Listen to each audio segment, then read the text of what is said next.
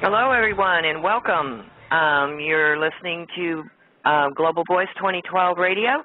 Today is Sunday, August the 5th, and we have Drake with us, and we have Grammy J with us, and we have Minuteman with us, and we want to welcome everyone. I want to let you know that we will be taking questions from our chat room at globalvoice2012.us, and we also have questions only if you would send them to drakeanswers@gmail.com. During the program, I will be getting questions from that room as well. I hope everyone is having a lovely weekend, and I hope that everybody's got their thinking caps on and and are ready for what Drake has to share with us. And Drake, welcome to the program. Thank you. And Grammy J. We're going to have some fun today. We're going to have some fun. Yes. Hello, everyone. And hi, Grammy. And Minuteman, are you with us? Yes, ma'am, I'm here. Hello to all of our freedom lovers out there. Hope they're ready for a good show today. Yes, and we're so glad to have you with us once again. Okay, Drake, we're ready, and we got we're ready for whatever you have to dish out. Well, I'm getting ready to have some fun here in a lot of different ways. I've been given a lot of fun and games from people that think it's funny to fool around with stuff that's posted and things of that nature. I thought everybody might want to know about that. The legal documentation that I have is from Neil Keenan directly, and it ain't colored. If somebody's got to have colors, get you a box of crayons and start coloring. Other than that, I don't know what to tell you. I'm really, really disappointed that E.T. did not land at the Olympics. That really bugs me. Now, I do have one question, and that is for everybody who might want to check on it. Did they reserve parking somewhere for these people to put their whatever? If not, that may be part of the problem. I don't know. I was not one way or the other.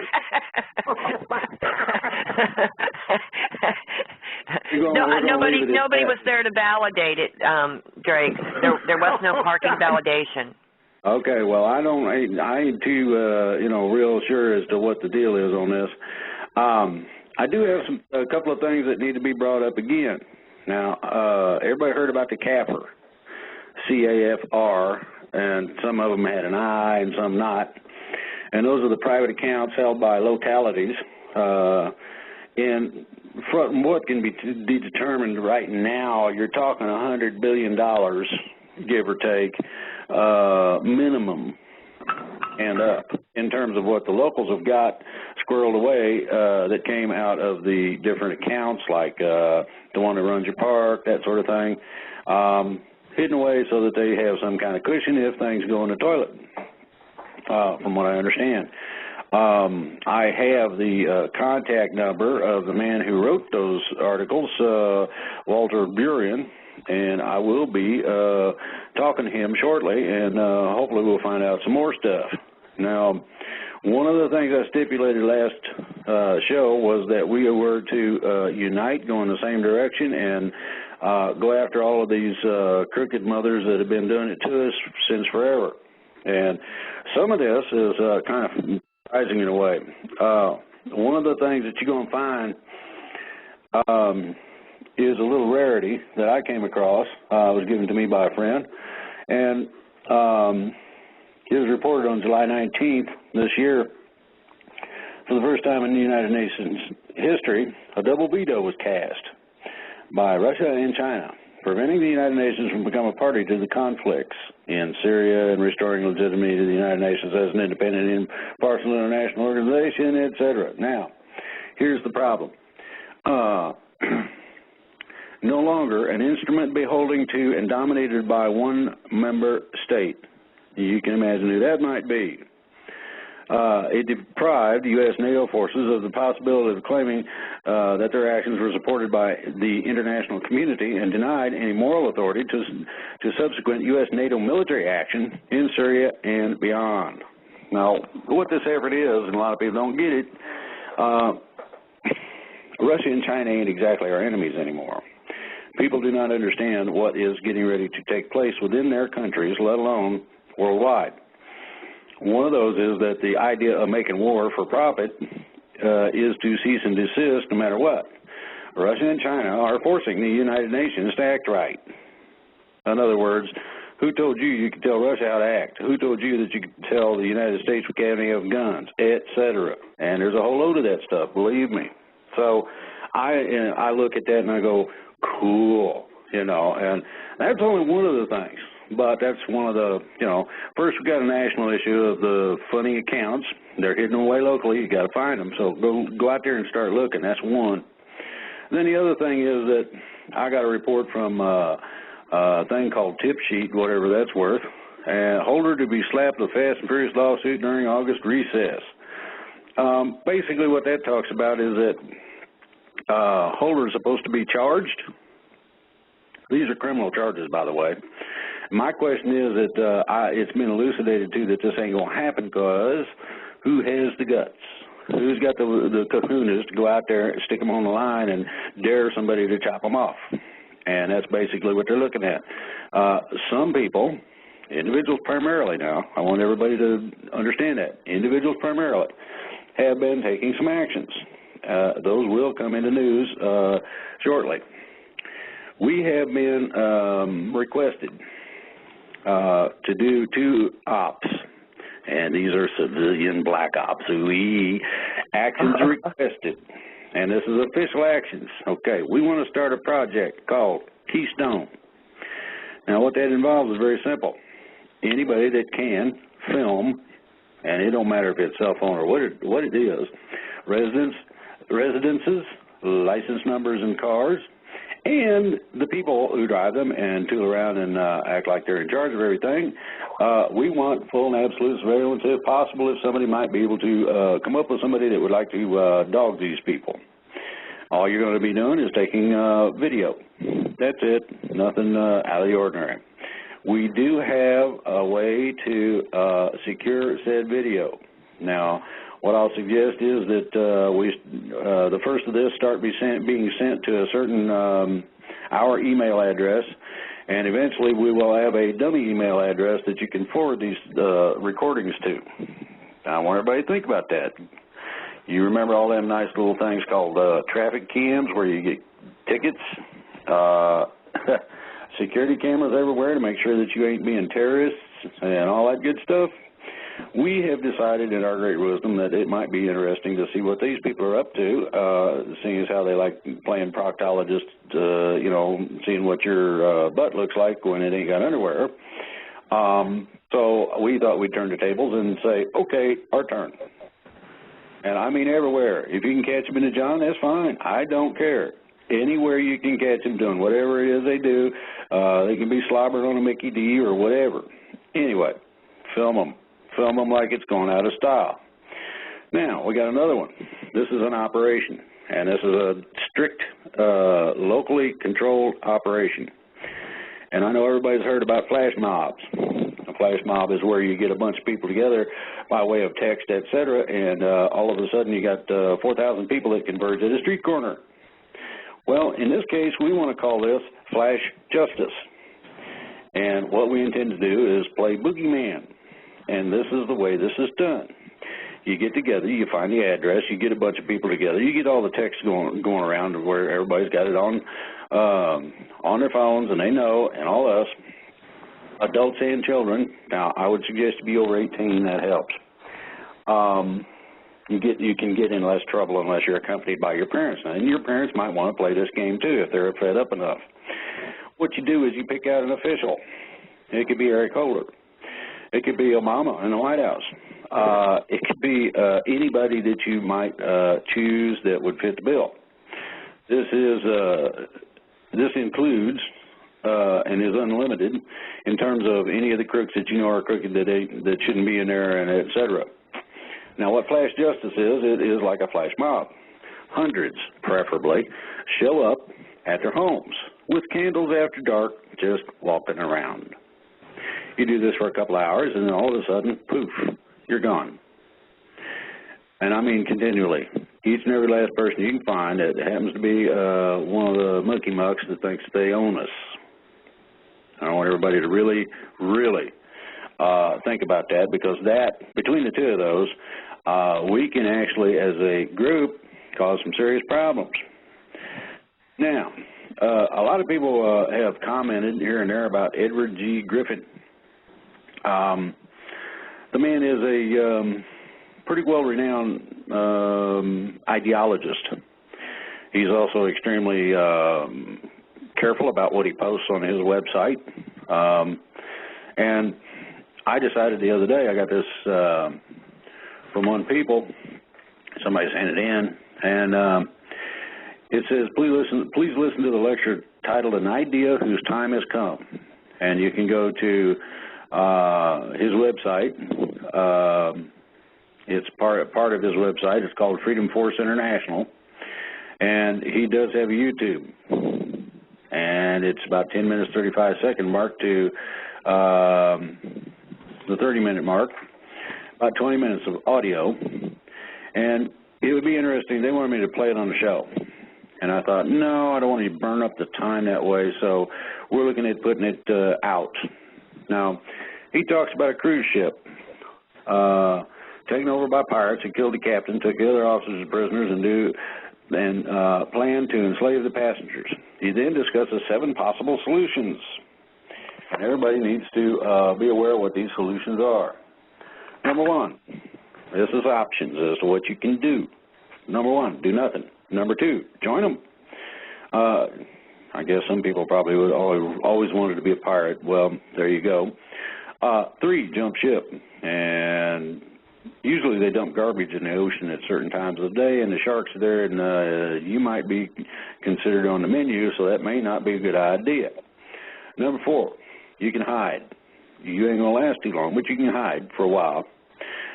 Number 5, write letters of protest and send petitions to the pirates asking them to be nice. Take them to court. And he goes, a.k.a. Neil Keenan. Yeah, he didn't leave too many things out. Number 7, organize a counter coup and recapture the ship, your plan, with people working together cooperatively. Those are the 7 options that he gave. Now, this leads into something that I believe Minuteman's probably chomping at the bit, getting ready, wanting to throw at everybody. It deals with a combination of militias, citizens' actions in terms of arrests, and I do understand there have been a few. I'm looking to try to get the list so we can publish it. But I've been on here for a while now, stipulating freedom, and let's get it going, and all this. And Minuteman's been on the ground in Texas and other places, working things out, trying to get things to go and stuff to happen. And it's beginning to happen. People are realizing that constitutionally, if you wish to be under the Constitution, you have been drafted at the age of 17. Whoops, didn't know about that. They talk about the hidden draft and this and that. Well, guess what? There is one. You're supposedly on active duty till the age of 64. Depending on your position, you can then be utilized in command or other efforts as long as you're capable of moving around. So the age limit is primarily designed for 2 things. Number 1, the individual at the age of 17 generally is physically big enough to handle a weapon. Number 2, they understand military ideology in terms of structure. This also includes command and, we need this done or that done, that sort of thing. They've grown out of the childish silliness of playing with dust piles and not paying attention to the tractor that's about to run over their foot. You've grown up a little bit, you've matured a little bit, and they pick the age arbitrarily of 17. Some of the 17-year-olds I've seen probably would be lucky to be able to operate a Palm Pilot, let alone control themselves in any other way. Unplugging a teenager today probably would be considered mental cruelty of some kind or another, but that's something that also needs to be done. But you got to look at those 7 things and really consider them. Do nothing, join them, jump ship, hide, write letters, protest, tell them to be nice, take them to court, Neil Keenan, organize a counter coup and take charge yourself. Minuteman, I understand you got something to unload on us. Oh, yeah. First of all, I want to thank all of our listeners for being here. But for the next few minutes, not only do I need them to lend me their ears, but I need to let them lend me their hearts. Folks, we've got a pretty bad problem amongst all the groups. Now, you know, I don't always agree with what the White Hat report says, but I'm going to tell everybody out there that I respect and admire and love the White Hats for everything they do. And I read that report number 46, and there was something in that report that I hope a lot of people didn't miss. So if they did miss it, I'm going to read it today.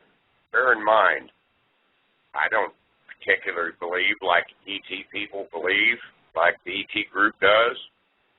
But here again, I respect and I admire them for them wanting to be free and willing to step to the plate to do what they can to help us along. Don't always agree with the Oath Keepers, Tea Partier, the Constitutionalists, even some in the militia. But I still admire and love them for everything they do. And I'm going to read something out of the White Hat report, number 46, real quick, folks, and then I'm going to elaborate a little bit on it. So here we go. It says, the powers that be have kept all the little people segregated for far too long, and the little people need to do something about it. What do you mean when we say this? Or what do we mean when we say this? Let's look. One of the best sources of UFO-related stuff is Carrie Cassidy. This gal is hard-working, relentless, and in our experience, she has been extremely helpful, sincere, and always ready to explain things outside of our expertise. In the same breath, you have Dr. Richard Boland, who has been a long member of the alternative community. There are more. We do not intend to leave anyone out of the loop. But look how segregated the communities are. That the disinfo guys love it. Why, you say? Because it's so easy to isolate, criticize, attack, and control any one of the blogs and the topics into nothingness. As long as you isolate yourself to nothingness, then the UFOs people go into one corner and huddle, the financial guys go into another corner and huddle, etc., etc., etc. We guess you only to remember the Sadie Hawkins dance when the girls huddled on one side and the boys huddled on the other.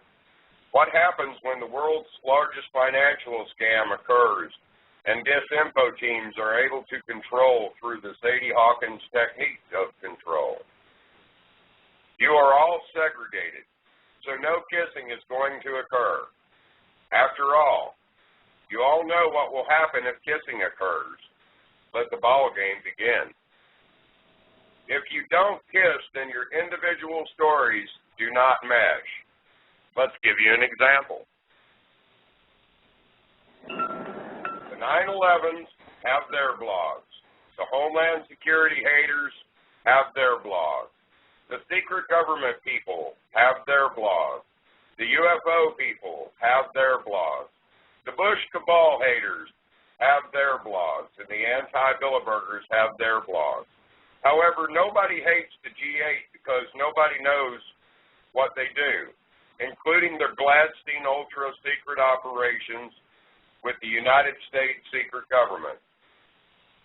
With everyone in their corners not talking to anybody, nobody has the opportunity to put all the pieces together. Pieces that have been there all along, way before the White Hats showed their faces.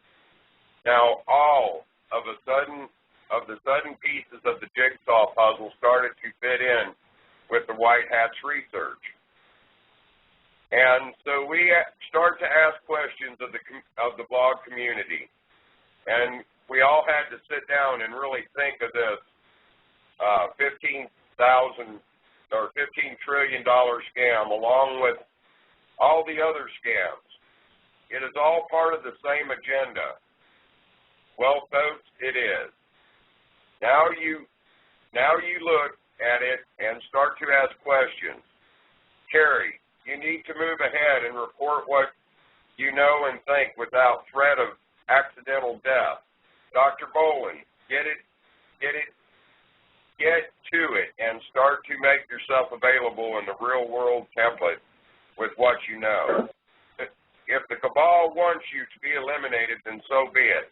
But there will be hell to pay with the millions of people worldwide that read blogs and alternative media.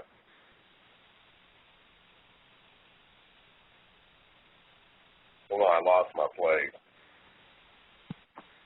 I was afraid you were disconnected. No. If the cabal wants you to be eliminated, so be it. But there will be hell to pay with the millions of people worldwide that read the blogs and alternative media. This blog community could become a team if you all work together.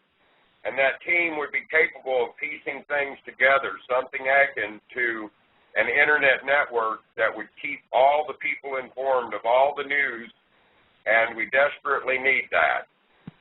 It could assist the mainstream media in becoming obsolete due to their cabal-controlled reporting mainstream media. Well, no guts to help save the world at this point, as you are totally controlled. You're totally controlled. News media, get some backbone. We know you all do not have your tickets for the show, so you all are laying around and giving up. We guess you have families that you love and cherish. Are they not reason enough to fight for your life and those humans that ultimately make a difference? Get a clue, folks. We'd like to offer our blog to start the conversation. Well, in case the reasoning behind what I read kind of went over anybody's head, what the White Hats is telling everybody in the freedom community, and I mean everybody. Now, this is where I'm going to involve the chat. I know we got a lot of UFO lovers out there. They love their freedom just as much as I do. And I know we got oath keepers and militia members and you name it. It's all in the freedom movement, people. But we all stand across the rooms from one another and keep poking and jabbing and saying, you know what? I'm not going to embrace those guys because, well, I just don't believe with their particular ideology.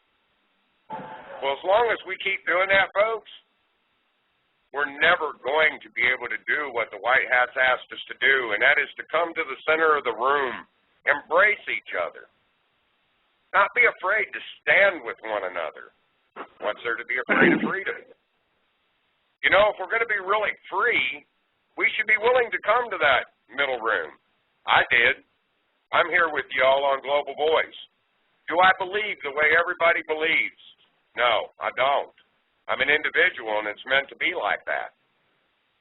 It's meant to be like that if we're going to be free, folks. We got to quit being so afraid to come together as one movement for freedom and liberty.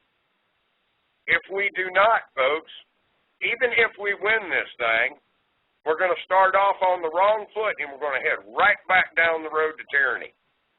Because, see, that one ideology that gains the power is going to make you all do what it wants you to do. We all seen this happen time after time. Read history. It's just full of it. It's full of it, folks. We have a chance to do something that is better than anything mankind's ever done right now at this particular moment. But until we all come to the center of the freedom room and we say, you know what? As long as we're all here in the center of the room, for freedom and liberty equally to everybody. But folks, like I said, even if we win for the time being, ultimately we lose. So that's what I'm going to ask everybody in the chat. And I want to see that chat light up like a Christmas tree. And hopefully the answer is yes. Are you ready to embrace somebody else's ideology as long as they're willing to let you be free? That's my question to you. That is my question to you today. I'm with the white hats on this. I want to see some kissing in the middle of that room. I want to see the Oath Keepers come forward. I want to see the militia come forward. I want to see the UFO believers. If you're into ascension, I don't care what you believe, as long as you will come to the middle of that room so we can be free, and really free for once, folks. You know, everybody thinks the United States started off with freedom. That's the biggest misconception ever out there, folks. Don't get me wrong, I love the founders of this nation. They did something that was so unprecedented in its time that it's just dumbfounding. But folks, they didn't get it right. How can you say you're going to be a free nation, then tell a black man or a slave that they're owned and send them back to a cotton field? How can you run down the natives of the land and treat them poorly, murdering, killing their people off, never honoring a treaty, not one treaty with the native people here? The United States is great, folks, and I love my country. I do with my heart, all my heart and soul. I'm willing to do what the White House has asked me to do. I'm willing to stand the ground and die if that's what it takes to get the job done. Now, I've been seeing all these people sitting out there saying, well, when's these people going to come and save us? When's this going to happen? How come this ain't happened? Blah, blah, blah, blah, blah. Folks, you're not getting it, and the White Hats do. The White Hats do. And they asked you all in that report, from what I read, to come to the center of that room. And let's do it right this time. Let's do it right. Now, some people would think I'm preaching violence and stuff like that. I've heard that, me and Drake accused of that, and I want to set the record straight.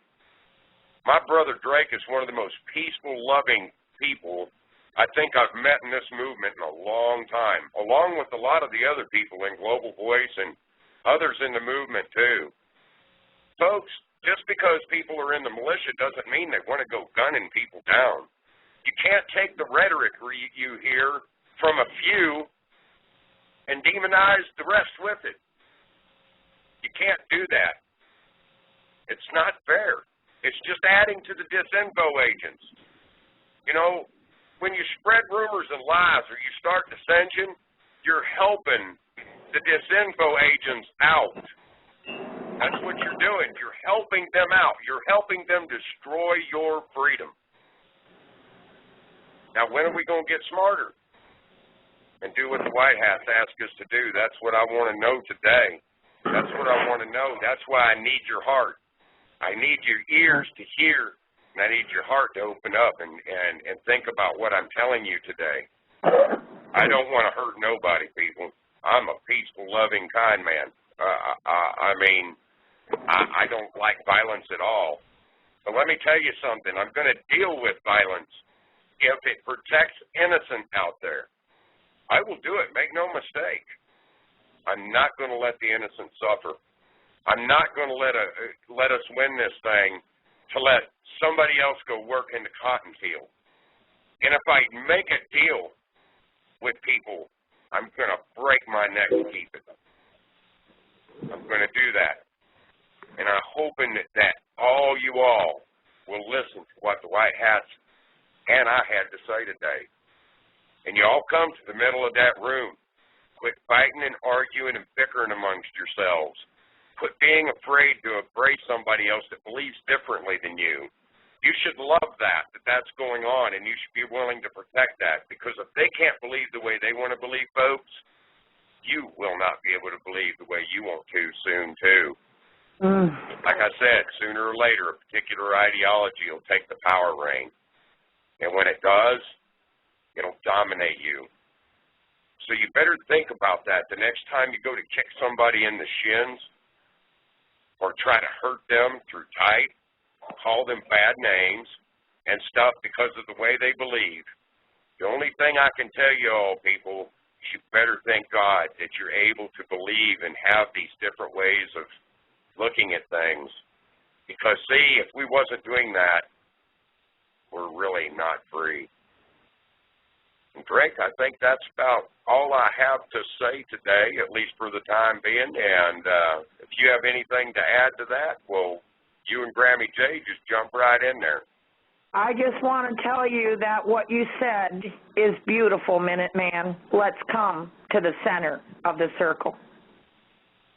And I want you to know, too, Rick, that the chat room and the Facebook page and all is thanking you implicitly that, you know, thank you very much that you are saying what needed to be said for a long time. And I want to thank you personally because this is something that we have been trying on the Global Voice page to address over and over again, that regardless. I appreciate all the thanks, but let's get down to where the real things go. I think we all need to thank the White Hats for putting this in their report. If the White Hat brothers are listening, brothers and sisters in the White Hats are listening, know this. Minuteman loves you. He salutes you. And I'm going to help you all I can with what you said in that report. I second that. Absolutely. And well, I'm sure Drake would. Fun today, it seems like. Yes, indeed, Drake. Okay, well, there's a couple of things that I'm going to add to this. Pertains to things I posted on the website.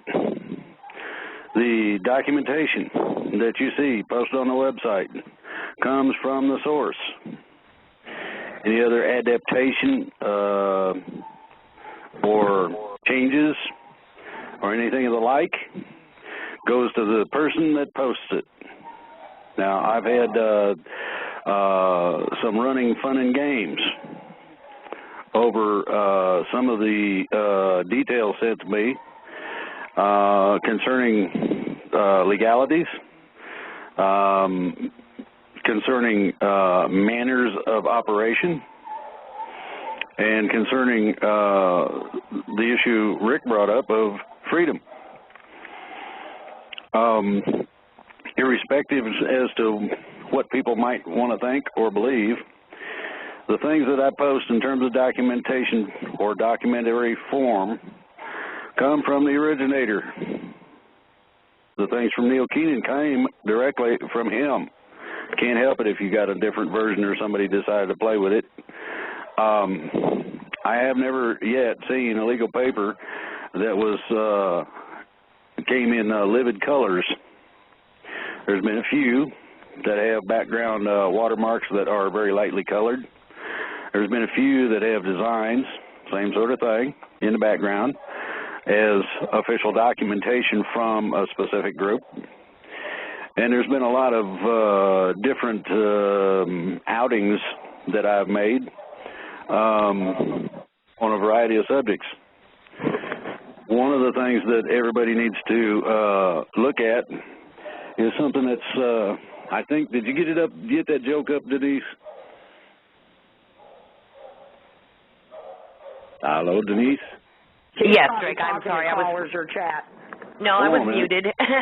I was muted. Yes, I did. Okay, now I want everybody to look at the website. There's a joke on there. And the joke's on us because we let it happen. The reason we did was we were sidetracked. We were busy working too much, just like planned. It's all planned. You have to understand that. The reason that every time you get to where you can maybe allow the wife to work part-time and be home the rest of the time, and then everything goes up a little bit, is so that you can't have that freedom.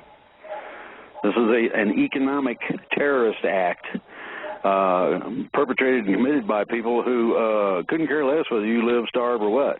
They really don't care. That should be perfectly obvious. If it's not, you've got a rude awakening coming. Now, some of the principals I've worked with are in a position to have expressed to me that these changes that we've been talking about, and I mean all of them, a whole load of them, are just beginning to get ready to land. And I don't mean ETs at the Olympics. I'm talking about land in terms of jumping on something with both boots. Now, one of the things that came out was Eric Holder's supposed to be charged. And I mentioned who's got the kahunas, who's got the guts, show me. We'll find that out in a few days.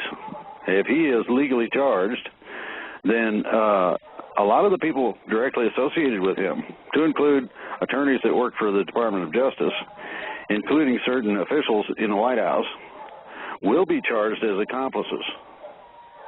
There's no other way to go about it than to do that, because you got to work a deal with these people. Hey, we won't kill you if you tell on this guy. Remember, we had a vote a long time ago, and that was kind of fun in a way. That vote stipulated that we got certain things. The only thing that we stipulated for the bad guys was that we offered them adjudication instead of death. Now, a lot of people didn't get that, but we had a thing where the UN said we couldn't have guns anymore. And people got really cranked up about that, and that's good. However, that should have never been entertained in this country, period. It should never have been mentioned, other than the fact that the UN was acting like the communists that they are, again, trying to tell sovereign nations what they can and cannot do for their own benefit. The problem has been that you have a variety of different levels of people in charge in different places, not just official offices, but different places. And these people in different places actually pull the puppet strings to make everybody tell the other ones what to do. It's exactly like the little stage box with a puppet in it. Exactly. So when you get to that realization, when you understand that that is really what is going on, when you understand that our federal government has been stealing from us since forever, and using a great portion of that money, I don't mean all of it, but a considerable amount, in order to make sure that that continues. Now, right now, they're sort of down to the bare bones. Certain avenues of finance have been cut off. They cannot fill the cookie jar back up, and it's beginning to start getting low. Some of the people that used to be influential haven't been really targeted. I'll give you an example. It's called the LIBOR scandal. Each and every last one of the banks, individuals included in those banks, and financial institutions have had some say in terms of, hey, we need to make sure this is about this amount so that we can do such and such. And the answer is, okay. Now, I'm going to ask a simple question. Anybody out there got a credit card, a loan, and I mean any kind, auto, home, whatever, that you're paying on? These people are screwing you. Have been. It's been known, common knowledge among them for years. Hey, man, look what we're doing. Look at them scurry around trying to make that payment. They think this is funny. It's come a time where that center of the room is beginning to get a crowd milling around. People ain't quite talking to each other as much as they should. Now, I've had several communications from a bunch of different people regarding different blogs, different thises, different that's, outings that can be made, and manners in which things can be presented. The presentation here, the whole reason for this broadcast, the whole reason for what I'm doing, is to offer the basis, the foundations for freedom. As I've stated, the paperwork's been done. That project was completed, and the world has been put on notice that we no longer are willing to be participants. If you'll remember, in Cool Hand Luke, he states, what we have here is a failure to communicate. Well, I would suggest that we go one step further and say that what we have here is a failure to participate. In other words, if you don't go along with the program, you don't go along with the plan, if you don't think that it's cool that they screw you every time you turn around, maybe, just maybe, it's time to reach out to somebody in that crowd that's milling around in the middle of the room and shake their hand and say, yeah, let's do it to them once. That's where you get into the operation. You get into the Project Keystone and the Operation Justice. Flash justice will work. I'm telling you, it's been done before.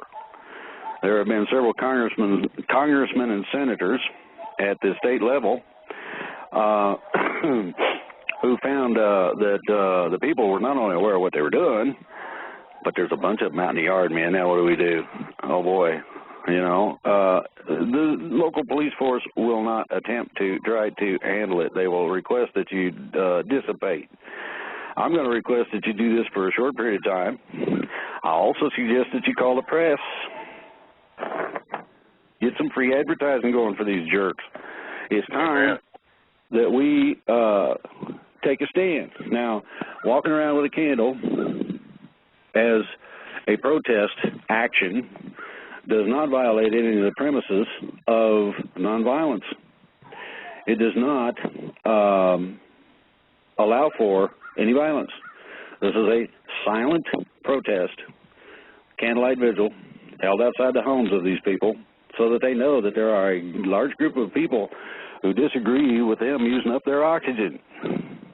And there may be people, and I'm going to say maybe because Rick and I have been stepping on these guys as hard as we can. We don't want nobody going out there playing old-fashioned Western shoot-'em-up. What we want is what's been going on in a couple of other states where some of the dirty politicians actually have been arrested through citizen action, just exactly the way I described it. They went to local law enforcement, involved the FBI, and them people are in jail. Ooh. I should have reports on that pretty soon, I hope. Or if somebody out there is aware of it, send us an email through Global Voice. We will definitely put it out there. Rick, you heard anybody? I've heard some rumors floating around, but like you, Drake, I wanted to get some verified information before I went anywhere with it. I want to make sure we have all our I's dotted and our T's crossed so they're factual. I know that our listeners appreciate that, and that's basically what we've been trying to do is dig that kind of stuff up here the past few days. Well, I'm looking forward to seeing a video of the arrest. I'm looking forward to see a local newspaper report of it. This sort of thing will go a long way toward validation of what I've been trying to express. The things that I have put out in terms of what people can do, it goes to the Constitution, ladies and gentlemen. It does not. It's not my opinion or a lawyer's opinion. It is the lawful opinion stated by the existence of the Constitution, its parameters, your duty as a civilian citizen, and how you go about it. Now, any affidavit that you go down to the sheriff's office and fill out, bring a little confirmation with you. It can be a videotape. It can be a bank statement. It can be a simple question. How does this person live like that when we know you don't make enough to do that, or they, whomever it may be? How is it, and this is a real good question, how is it that these crooks that are wanted are still running around loose? Well, I'll tell you, it's called a wholly owned subsidiary of major finance called the Justice Department. Yeah, that's what I said, wholly owned. Owned, not partially bought, but wholly owned. They do this in two ways. They get something on you, and it can be any kind of indiscretion you can think of with a videotape, sound, and all this, and they say, Do you want us to play this on the local news, or do you want to cooperate with what we got in the way of a plan? Oh, and there's a little money in it for you, too. And that's exactly what they're doing. On several occasions, it's come to my attention that there have been thousands of dollars per each given to members of the House and the Senate on a federal basis for votes. If that ain't outright purchase, I don't know what is. I tried to get documentation, tried to get verification, done a bunch of this, and it didn't work so far. But what I'm looking to do and what I want to accomplish is everybody needs to be set free. In that way, then everybody can enjoy the fruits of freedom. Can I elaborate just a little bit on that there for a second, brother? Go for it. You know, folks, I hear a lot of people saying, well, you got to sign this piece of paper and you got to do this, you got to do that in order for you to have your freedom again. And I'm going to sit here and I'm going to disagree. And let me tell you where freedom is. Freedom is inside of each one of you all. It's how you present yourself, folks. I don't kneel to nobody. I'm a free person. Some people say, well, Minuteman, you're not free. You got to do this, you got to do that. And my answer to them is, no, I'm running a covert operation in order to survive, but you can't have my freedom. Freedom is in your mind and your heart, folks, and until you're willing to relinquish your fears, and until you're willing to learn that you all are free right now. You're all free to do what we're asking you to do. It's up to you all to embrace that and to really be free. And folks, it'll grow. It'll grow real fast. You'll see more and more fear dissipating out there. You'll see more and more people standing up saying, yeah, I'm free. I'm just running a covert operation in order to survive. And we'll win this thing. And you know what? I'm speaking specifically to the people in the United States right now. This is how important you folks are. That if you all will do it here, you guys we stand a better chance here than anybody in the world to get this done. Look at all the groups, the patriotic groups in America out there. Can you imagine the numbers if they just come to the center of the room? Do a little kissing and hugging and say, okay, we all understand this concept now. We're not afraid to embrace this group over here or that group over there because we're all heading to the same place. We're all heading to the same place. Folks, if we can do this, the world will follow. The world will see it, and they will say, we're going to do it too. And we'll help them along. We'll help them any way we can. I'm tired of watching this stuff go on, folks. I've been alive 52 years. I've never seen this nation really free. I remember when I was a little boy looking at my dad asking him, well, wait a minute, if we're a free nation, then why does this exist or that exist? Or why do you got to do this and you can't do that? And his answer to me, I guess, because, well, the only thing you need to say is, well, it's because it's the law. That don't make it right, folks. Don't get me wrong. We're not asking you to be violent. We're not asking you to get yourselves in trouble. What we're asking you to do is free yourself up of the fear, move forward, get involved. Don't sit and wait for somebody to save you. It don't work like that, folks. All of our freedom belongs to us. It's our responsibility. That's where it lies, folks. That's why we kept trying to tell you. You want your white knight, just look in the mirror. It's up to you.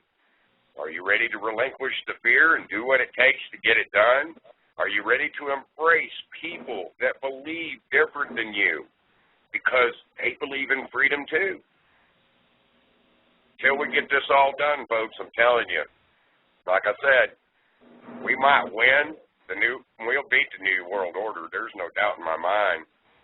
But what scares me is what comes after that. Because, folks, if there's not enough people in that ideology that takes power, that believe and love freedom, the way that I hear everybody says they do, well, we're going to head right back down the road of tyranny again, and this thing will just divulge its ugly head again sometime in the future. So look at your kids, folks. Look at your grandkids and ask them if that's what you want to leave them. Because I'll tell you what, I don't want to leave my grandchildren that. I don't want to leave anybody with that. I want them to leave this time.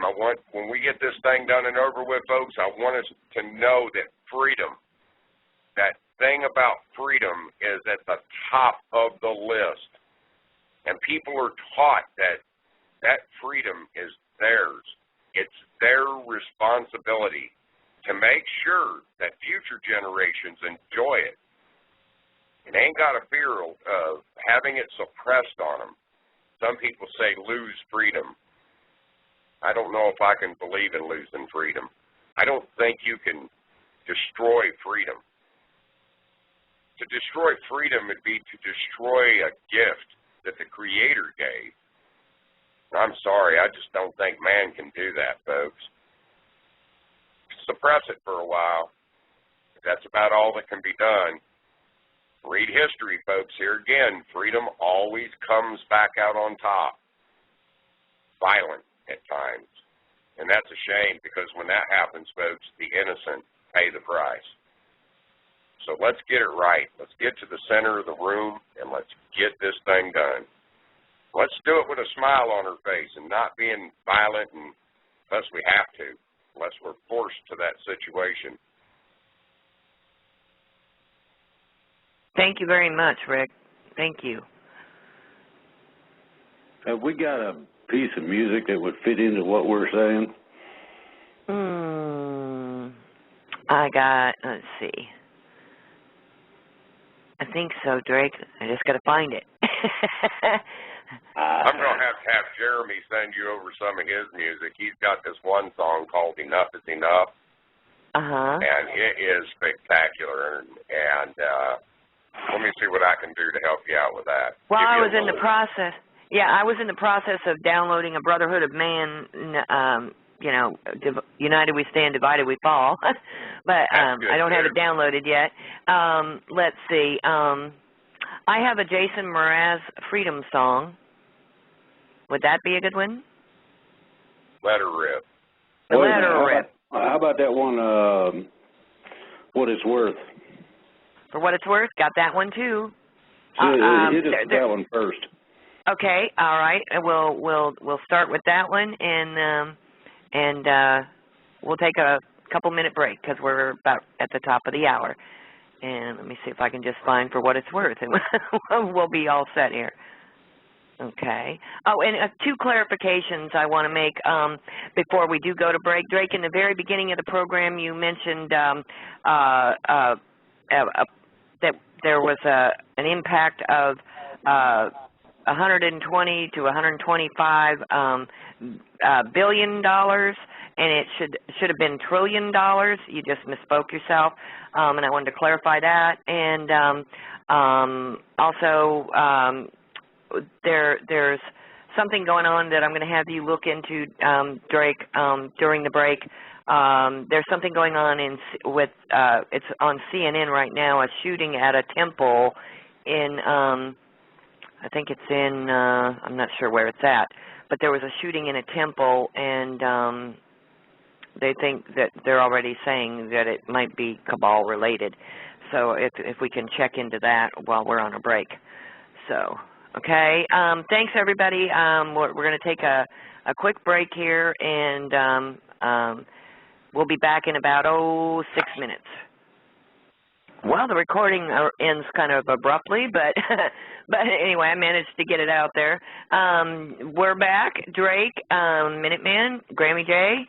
Are we ready for questions, or did we have some more that we need to make our listeners aware of before we do? I don't have anything. Minuteman? I would like to put something in, get people working on it. Look, folks, you need to check into the Canary Islands. from what I understand, it's pretty rumbly over there.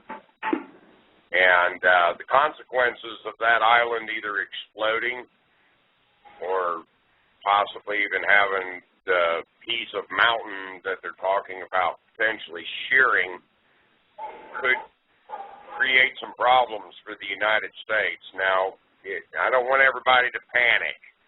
I want to make that clear. What I'm asking you all to do is to just keep yourself educated on them Canary Islands over there. And if that thing starts to get worse, if you're on the East Coast, you get you and your families out of there. Thank you. Thank you very much. Okay, Drake, you ready for me to shoot? We've just got tons and tons, of course, of questions again. I imagine. Yep, it's the nature of the beast here. Okay, you ready? Yeah. Okay, well, the first question is for Minuteman. Okay, the sign-up on the RAM site asks, do you support the Constitution of the United States of America? Does the militia, can the militia tell us the difference between of and for the United States, the former being corporate and the latter being organic? I think that's kind of a generic deal, not on RAM's behalf, but on the person asking the question.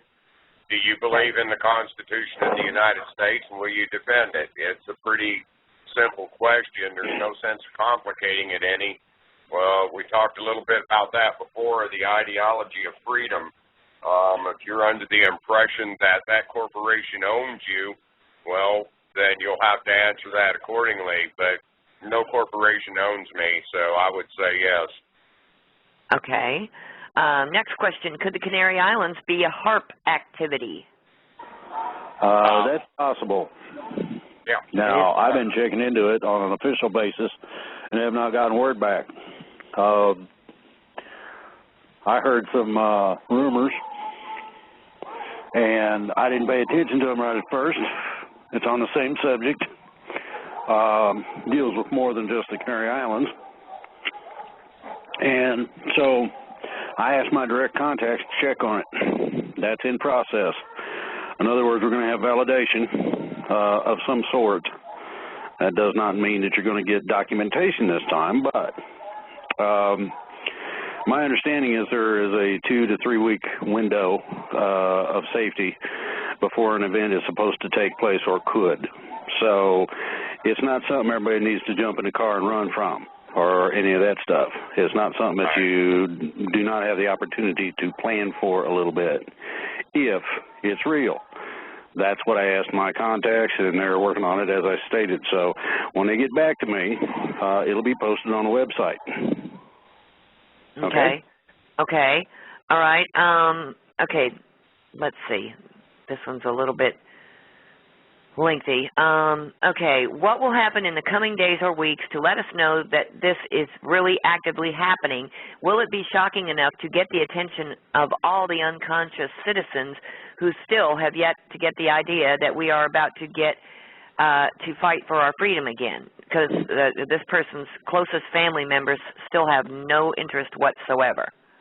I'm going to say yes, and the reason I say that is that from my understanding of what is to take place, there's no way that mainstream media can ignore it. That's first. Secondly, there's supposed to be some privilege granted me in terms of being able to offer proof positive documentation to go along with what happens. None of the other news services or outlets will be privileged to that information. It will be exclusively on the website. This is a part of the deal that we worked out between us when we first had our discussions a few days back. That is that as things of great importance come into being or get ready to happen, we will know ahead of time. The last show, I intimated that they're in, within a quote, in my favorite 2-week period, there is to be incidents take place that, as I stated, will be earth-shattering to a lot of these people who are asleep. They're not going to believe it, and but they're going to see it, and they're going to go, wow. then they're going to want to talk to everybody. So each of the people that are awake might want to think about expecting a crowd. If you got questions that can't be answered, then the best thing to do would be to formulate the questions, make a list of them, send them to us in an email. We will address them either on the show or directly, one of the two. And this way we can get the answers to the people. Okay? Thank you, Drake. From that same person, in the past you have spoke of the aliens, and the aliens that you have spoken about kind of sound like Project Bluebeam, and we've had a number of people ask about Project Bluebeam, Drake, but they said, can you explain what Project Bluebeam is and how it relates? Oh, first of all, I'd rather not. For one thing, I've got information that others don't. The people that actually played around with Project Bluebeam don't have all the information. That's why it's not been becoming obvious in the public sector. Something of what they're doing in terms of that type of thing can't be hidden very long. That's why Bluebeam was put into the public realm. The other part is that the individual that made it public felt that the people needed to know. Now, all you have to understand is two things. We have our thing to do here in terms of our freedom. That's our primary goal as of today. And until such time as we actually start getting things to act right, you probably will not see much of ET or angels or whatever you want to call them. Now, this does not mean that their time frame for accomplishing their goals won't overlap ours to some extent. We may be in the process of straightening stuff up on a massive scale, and they might all of a sudden poof, and there they are. And apparently, from what I understand, they got the technology to go poof. Now, whether they, they haven't poofed in my yard yet, but as I have stated before, plenty of landing room. If they want to visit, it's fine with me. I don't think the neighbors appreciate it, but that ain't my problem. I want to shake their hand and talk to them, and then maybe we can go from there, is my take on this. You've got a bunch of websites out there saying this, that, and the other thing about this is going to happen, we're going to do that, ET says such and such, and I'll take all that with a load of salt until such time as I actually see some of the results. Some of those results could be done through video form. It could be done through email. I personally know that if these people are as advanced as they say they are, then there should be no problem with them providing us with either visual and or sound evidence as to some of the things they say they've been doing. So I would request ETs, and they're supposed to be listening, by the way. They like the show, to supply us with some evidence. It would be awesome. I would just love it and eat it up. Now, for those people who do not want to deal with that, whether that's against what they believe in terms of their belief system, or if that's just something or whatever the reason they might take issue with it, I'm in sort of the same boat in a way. Even though I seem to be contacted by a lot of people, I still ain't shook that hand and asked a few questions. Until that time happens, I'm not going to go into the ET area very much at all, if any, just simply because it doesn't hold sufficient validity at this time. Okay. Sounds good, Drake? That's how I feel. My front yard is huge. Come on down here. No parking license required. And I promise I will not pick my guns up. Oh, yeah, I got a vacant field next to my place, too. I'm ready. Yep. I just can't wait to see the state policeman try to write him a ticket for no plates and registration. Oh, yeah. Yeah, improper tag, okay. Yeah. Okay, let's see. And regarding, people had asked where the joke was that you referred to, Drake, on your website earlier, and that would be on Drake's website under the title Bail 'em Out with question marks, and that was the joke he referred to a few minutes ago. Okay, let's see here. Here we go, 1 minute. All right. Okay, Drake, how is replacing Sunstein with someone from Soros' team a good thing? It ain't, and he ain't going to be replaced. And I'll tell you why. That man knows what's going on. The man that was that quit for a reason, and the reason is that there's no way to win. Number two, nobody is really willing to put themselves in that particular hot seat, primarily because they're going to get fried one way or the other. And that's basically where it's at. I don't think you're going to have any takers. So though it suggests it'll be a member of Soros' team, it in all likelihood it's just going away. I think Soros probably would tell them, don't you dare. It's not a good idea. Soros is not an idiot totally. I mean, he is in some ways, in my opinion. But irrespective, you think about what that position is. As I explained it on the website, basically the situation is this.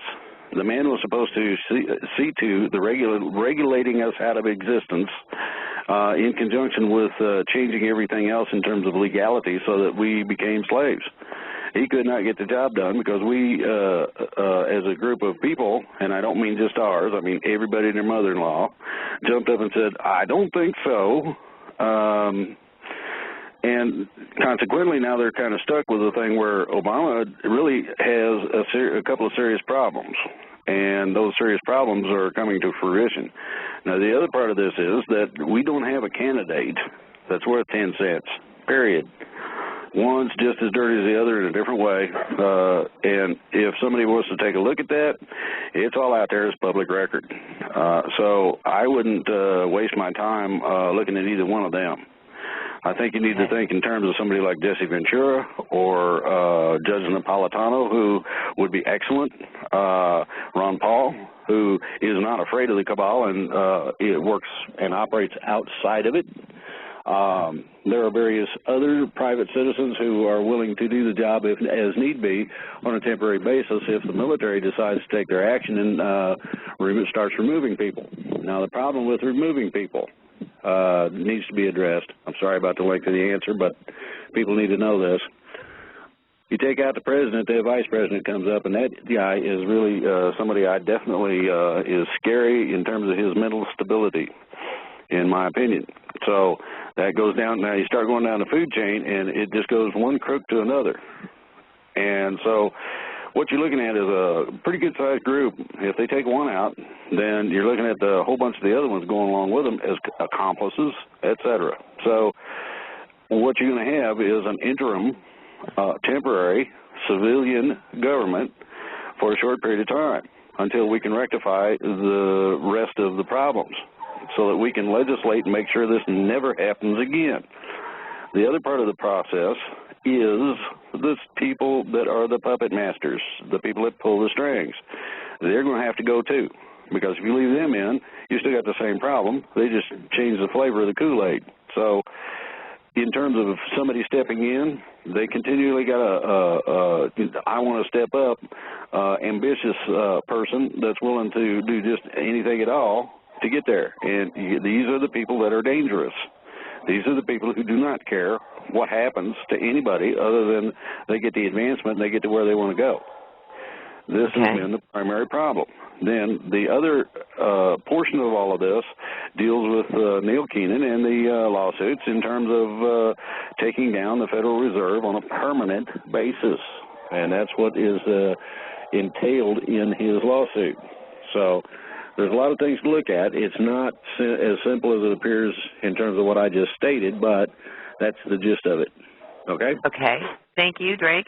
Okay, speaking of, Ron Paul often speaks of a parallel money system. What would that look like? How would it be started? And has it ever been done anywhere in the U.S.? No, the first answer is no, it's never been done. The second part of it is that the parallel system he's referring to would be something along the lines of the Treasury issuing American dollars. The currency we have presently, the Federal Reserve Note, or FRN as it's called, is an international currency.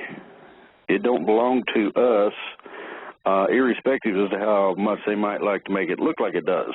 So the situation you got is one of what's real and what's not, what can be applied and what cannot. Now, you're going to find that they're going in the financial realm from a strict debt to an equity instrument.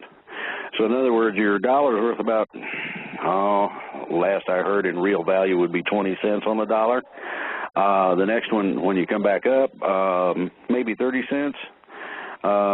We would be going to a,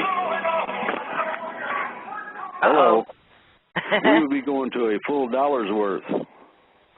And a full dollar's worth, in other words, you'd get $1, it'd be worth 3 times what the regular other dollar would be. And these are things you have to understand are coming. We have no choice in terms of changing the power system on the financial end. That's where the federal banking system, which is private, by the way, comes into play. They have been stealing from everybody and everything since they started. Most of this has been taking place in Europe as of right now. Now, a lot of it also is taking place here. They have not gotten to the absolute officials yet. It's coming, and that's the answer. Okay. Next question. What keeps the cabal from printing more money with no collateral? That goes to the equity charter of the existence of the banking system that I just mentioned. Without the equity behind it, they cannot do that. If they were to violate that, then everything that they had printed ever would go to zero immediately. And they're trying to definitely stay away from that little hot box. Okay? Okay. In the White Hats report number 46, there was mention of Obama's getting the Iraqi dinars exchanged for vouchers at Wells Fargo Bank. My question is, has the RV already been announced and they are just waiting to let the rest of the little people know about it? No, it's not been officially completed yet. It's being worked on. In the very near future, you will find that what's been offered is a theft level. In other words, what you're looking at is, would you trade a $5 bill for a 20? That sort of thing. And this is what they're basically doing. They end up holding the gold, and you end up holding your hand. That's what part of this subterfuge has been, and you've got Obama standing right there blatantly saying, oh, this is a good deal, trying to sucker everybody in. It's a sucker punch. Hold your stuff until such time as it is RV'd. Okay. All right. Drake, I heard that our military has been turned over to the UN. Has this really happened? On several bases it has. On several bases that power has been taken back. The process is ongoing, and the house cleaning and extrication of the military from outside control is in process. Okay. Is there anything that may particularly affect Canada with the banks and collateral accounts and all? We hear so much about the United States and all the goings-on with the U.S. and such, and I'm wondering if Canada is also going to be affected, and if so, how? Well, think about the central bank being closed. And think about that in a variety of different countries where there are central banks of the same reserve system that we have here. It also applies because these are extensions. This is what people don't understand. It's sort of like a branch bank in a way. And it's not exactly set that way, but that's pretty much the way it is. They operate as a group, as a consortium. The same thing's true in Europe. You have the European Central Bank, then you have individual country central banks, and the individual country, each of the reserve banks, Federal Reserve operated, will be closed when the Federal Reserve closes. So a lot of the people that are looking at this miss that part of it. Now, that does not mean that all financial activity will cease and desist. It means that the people that are not directly associated or not tied in too tightly with the Federal Reserve System, whether it's Canada, Mexico, wherever, will lose. There's a big difference there. Some of these independents have remained so because they didn't like the way the central bank conducts business. So they stayed as independent as possible. And I doubt that there's going to be, personally, that there's going to be a total failure of the entire financial system. You got to remember, propaganda and lies are what these people operate on. This is their standard operating procedure. So they're going to tell you, ooh, and try to scare you into not taking the action required. That's it. Okay, next question is pretty much related. The question I have is, what can we do in Australia, where I'm from, to support the changes that are about to occur in the United States and globally? And I would add to that, people, this is going to affect everybody everywhere. And you have to concentrate on, what's going on in your country as well, because it is going to be a global impact. It isn't going to be just the United States. That's true, but you also have to remember each country being a little bit different also has just a little bit different operation, a little bit different system. They have different founding documents than we do, so the difference there needs to be known. It needs to be known how to reinitiate your country so that it's free, and you need to know how to make sure that you do not lose everything. If the only thing you got is a central bank, that may not be altogether true, because you have people with deposits in that bank, and just because it is no longer capable of operating as it has does not mean you do not have access to your account. Take your account, get together with some people that have large accounts and formulate your own bank. This takes care of that problem, okay? Okay. Next question is, Drake, it is impossible for me to believe that top military leaders are not aware of the manipulation and the purpose of the cabal. Aren't they very aware of the destruction and continue to execute the orders of this cabal and hold some responsibility for this destruction? Absolutely. And what you got to remember is some of these people are willing participants in it for their own enrichment, either in power or materially in terms of wealth. You have to understand that you have to come down a level or two from the top of this in order to get to clean people. And this is something people are not aware of as well. But it's out there. You may have to look a little bit, but it's there. It's documented, and you can find it. Okay? Okay. Yeah, the person who just posed that question further stated that they work with many military personnel. Some of them are very impressive in their awareness and are the kind of people that you would describe as good guys. Most, though, however, seem totally asleep and are drinking the Kool-Aid that we get from mainstream media. While they are not bad guys, they seem to be compromised by their career. That's the same thing as people have found, where you start a business and somebody goes around and buys all your suppliers and all your outlets. They can put you out of business real quick that way. In terms of rank, you don't have a career if you voice certain opinions. In terms of specifically the military, all branches, if you want to die, if you want to wither on the vine, in other words, wherever you're at, that's where you're stuck for life. You start talking the wrong way, and you'll get there real quick, and you'll be told. Higher ups will have a meeting with you, and it will be explained to you.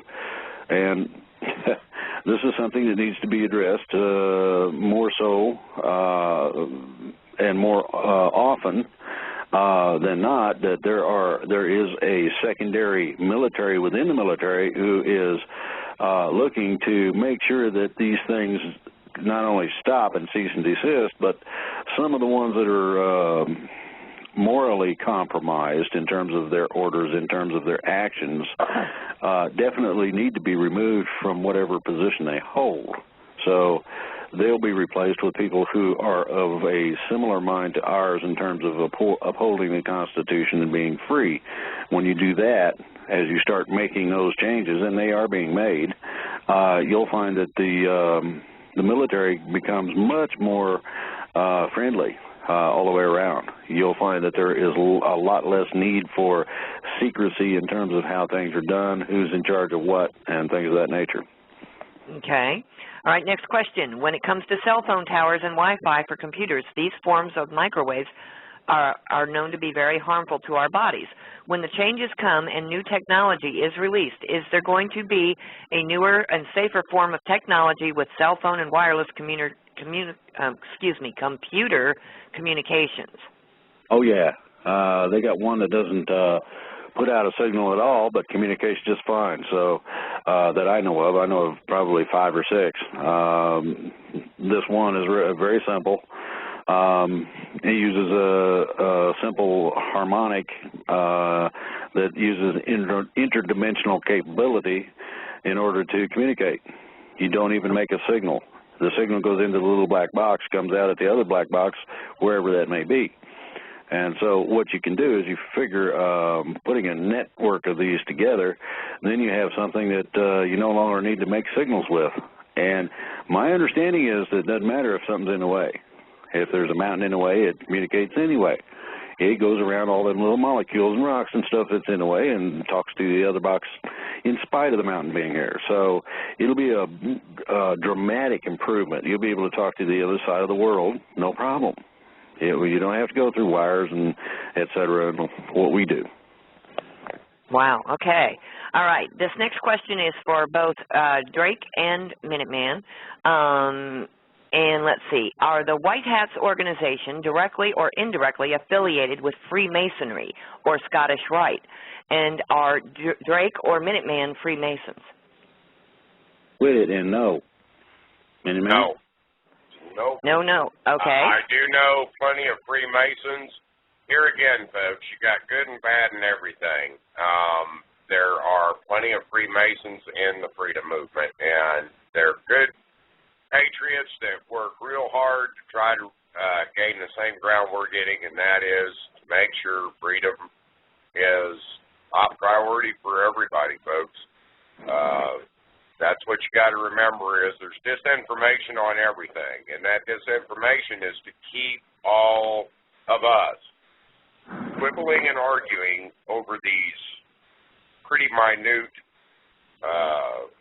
issues and keep us from coming to the center of the room. May I interject here, please? Yes. Certainly, Grammy. Thank you. One of the things that people, I think, often misunderstand, the octopus, as I call them, because they've spread their evil tentacles all over this world to control everything and everyone.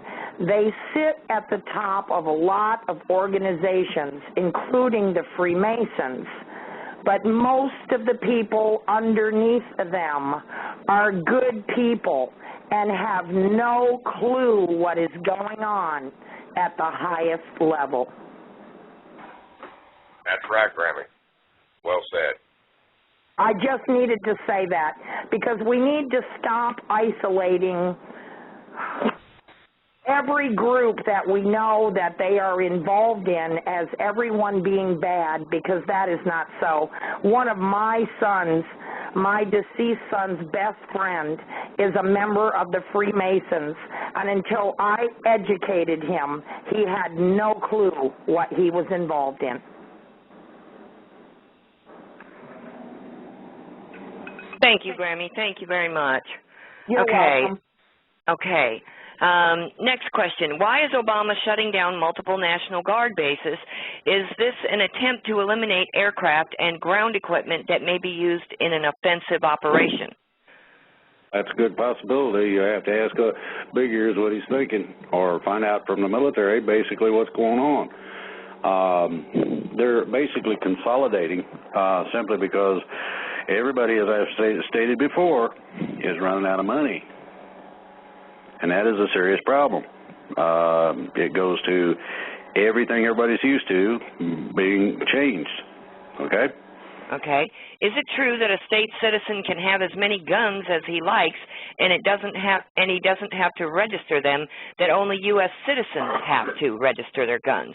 Wouldn't that make the UN Small Arms Treaty, if Congress was traitorous enough to pass it, null and void for any state citizen? This is interesting. You're trying to get into the freedom philosophy area, and I will state this very clearly. There are very few states, if any at all, to my knowledge, I don't know of any, who limit the number of guns you can have. There are gun collectors who have thousands of them in states where they don't like guns. So, and no, it doesn't affect the Small Arms Treaty. That was a confiscation scheme or scam perpetrated by those presently in office who would like to see us defenseless. So there you go. Okay. I want to elaborate on that just a little bit. Look, folks, there is no gun registration. None. In the United States, they don't exist. Now, a lot of people confuse the check or the background check with gun registration, and that isn't the case. In some states, they do have a registry card that states that you, as the individual, do not have a felony conviction or something else against you to where you're deemed not worthy of having a gun. That does not mean that every rifle you buy or every pistol you buy, there's a registration for it. There's not. Not at this point, and that's why a lot of us Second Amendment advocates, we fight those kinds of things. They've tried to put them on us before, but we've always been able to beat them. I would like to interject something here, if I may, please. Okay. The Second Amendment has been twisted horribly. Let's go into the key words, the right to keep and bear arms. Let's look at the key word that is keep. That should not mean keep it hidden in your dresser. That should mean keep it on your body, and I'm sure that's what it means. Because a whole lot of crimes, including the one in that theater, would not have been allowed to get out of hand, and that many people would not have been shot if the good people had not followed the law and left their guns in their car. If they were on them, that man wouldn't have got off one or two shots. Agreed. Okay, next question. This comes from the International African American Caucus. All right. Will the change bring justice for the Native Americans in the Indian Treaty lawsuit and other conflicts? Will African Americans finally get justice and a fair chance? Or should they create their own nation and not attempt to be part of the effort to take this nation back? What is the incentive for African Americans to join this cause? Well, that's interesting. I would say it's simple. It's called freedom. We can't backtrack on what's happened in history. The only thing we can do is all get together and make sure it doesn't happen again. That's only part of it. The greatest incentive for African Americans, or should I say Black Americans, to get involved. A lot of them hold the militia back. They shouldn't be doing that. It belongs to them too. That Second Amendment right belongs to every living, breathing American in the United States. It doesn't have no mandates on your color. It doesn't have no mandates on your religious beliefs, your sexual orientation, none of that stuff. It is your right. And I really hope that I start to see more of our Black American brothers and sisters come to the plate. We need you. We need you. We need you to make sure what happened to your people it never happens again. And the same way with Native Americans out there. I know we've got some listening to us now. We need everybody in the middle of that room. Everybody, every race, color, religion, everybody. It's people. It's the human race. There's more to it than what Rick was stating. Having a background, I grew up with the civil rights movement back in the 50s when you would more likely than not get shot for your trouble. The basis of this is this: freedom does not define itself under any limitation that any man can come up with. freedom is something that is defined by God, period. Yes. Okay, now the other part of that is that if, and I'm going to put a big if on there, somebody's got the salt, the kahunas to contact me, we can do a combination of things working together where several things will take place. One of these is that people should not live as has been put upon other people, either because of the color of their skin or their belief. The manner in which they live is up to them, in private, period. Now, most people will notice that there are great slums. This is where your other than white races supposedly live. Over time, and I mean over time, this has been being changed. More of the lower level financial people, specifically white people, have been forced to live in their cars. Hey, maybe they understand what the Latinos are going through.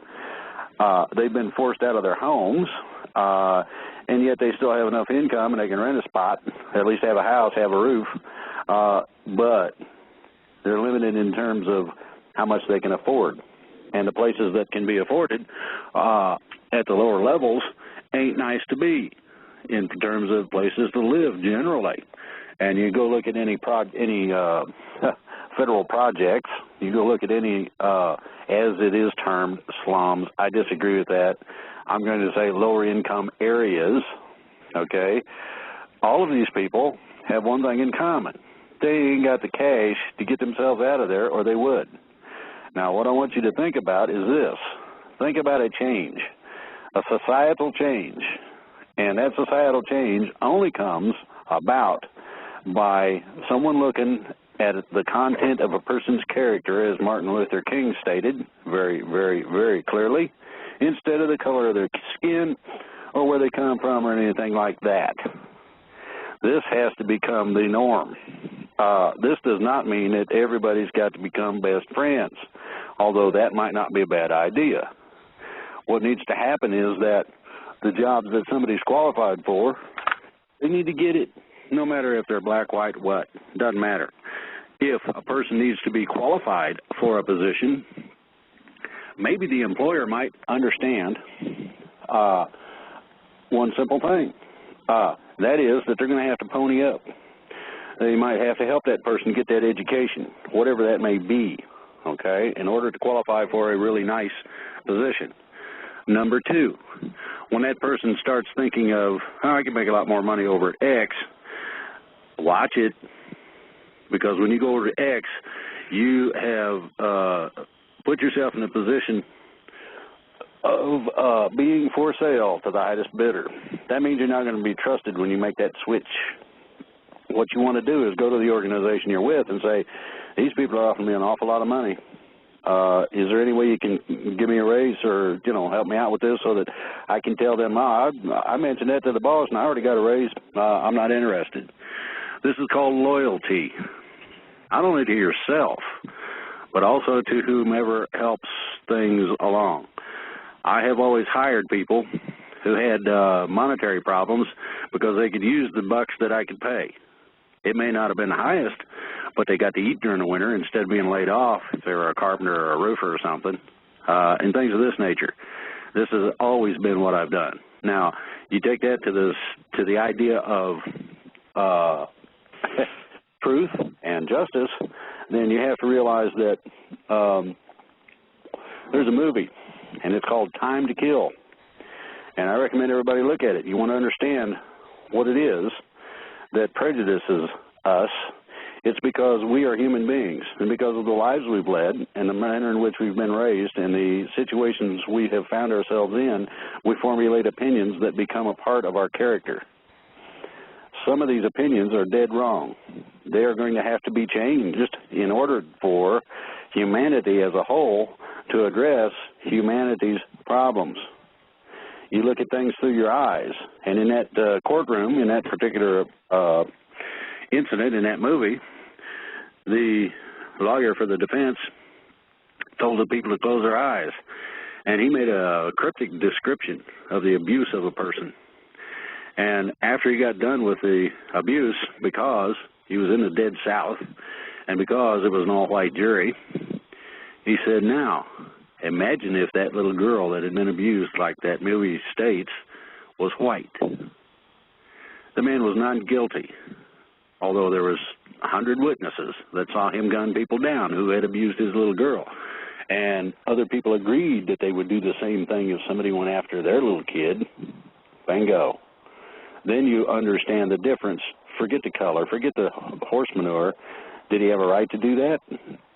I'm sort of inclined that if somebody came after my grandkids, I'd probably do the same.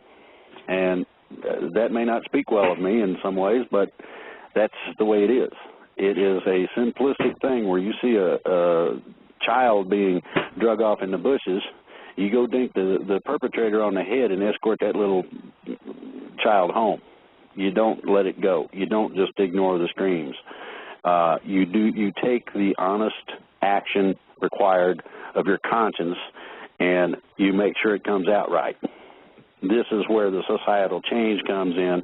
This is where color of skin and somebody being an Indian or a black person or whatever don't matter anymore.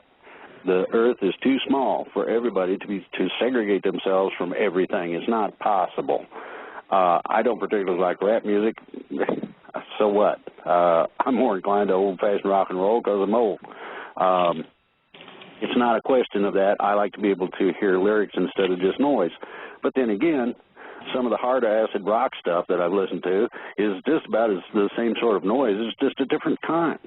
And so what's the difference? Still noise, okay, and there's a lot of people that don't want to hear either one. Okay, I'd rather hear a country tune that says, that's nice and melodic and whatever, instead of thump-zitty bump. So there is a difference in culture to an extent, but it's minor. It is not major. And here's the other part. You got to have the guts to swallow those things that you have been taught to be when they're wrong and reach that hand out and offer it as a help up to somebody who needs it. Right now, the freedom movement is just beginning to take off. We need every hand on deck. And I don't care what color. I've been in the foxhole with everybody you can think of just about, and neither one of us took exception to the other man being there. We was all shooting at a common enemy. Our common enemy is twofold. First of all, it is the situation we find ourselves in today, which is untenable. That means we've got to do something about it in a very, very careful manner so that it cannot do it again. Number two, we're going to have to live civilized as human beings, one to the other.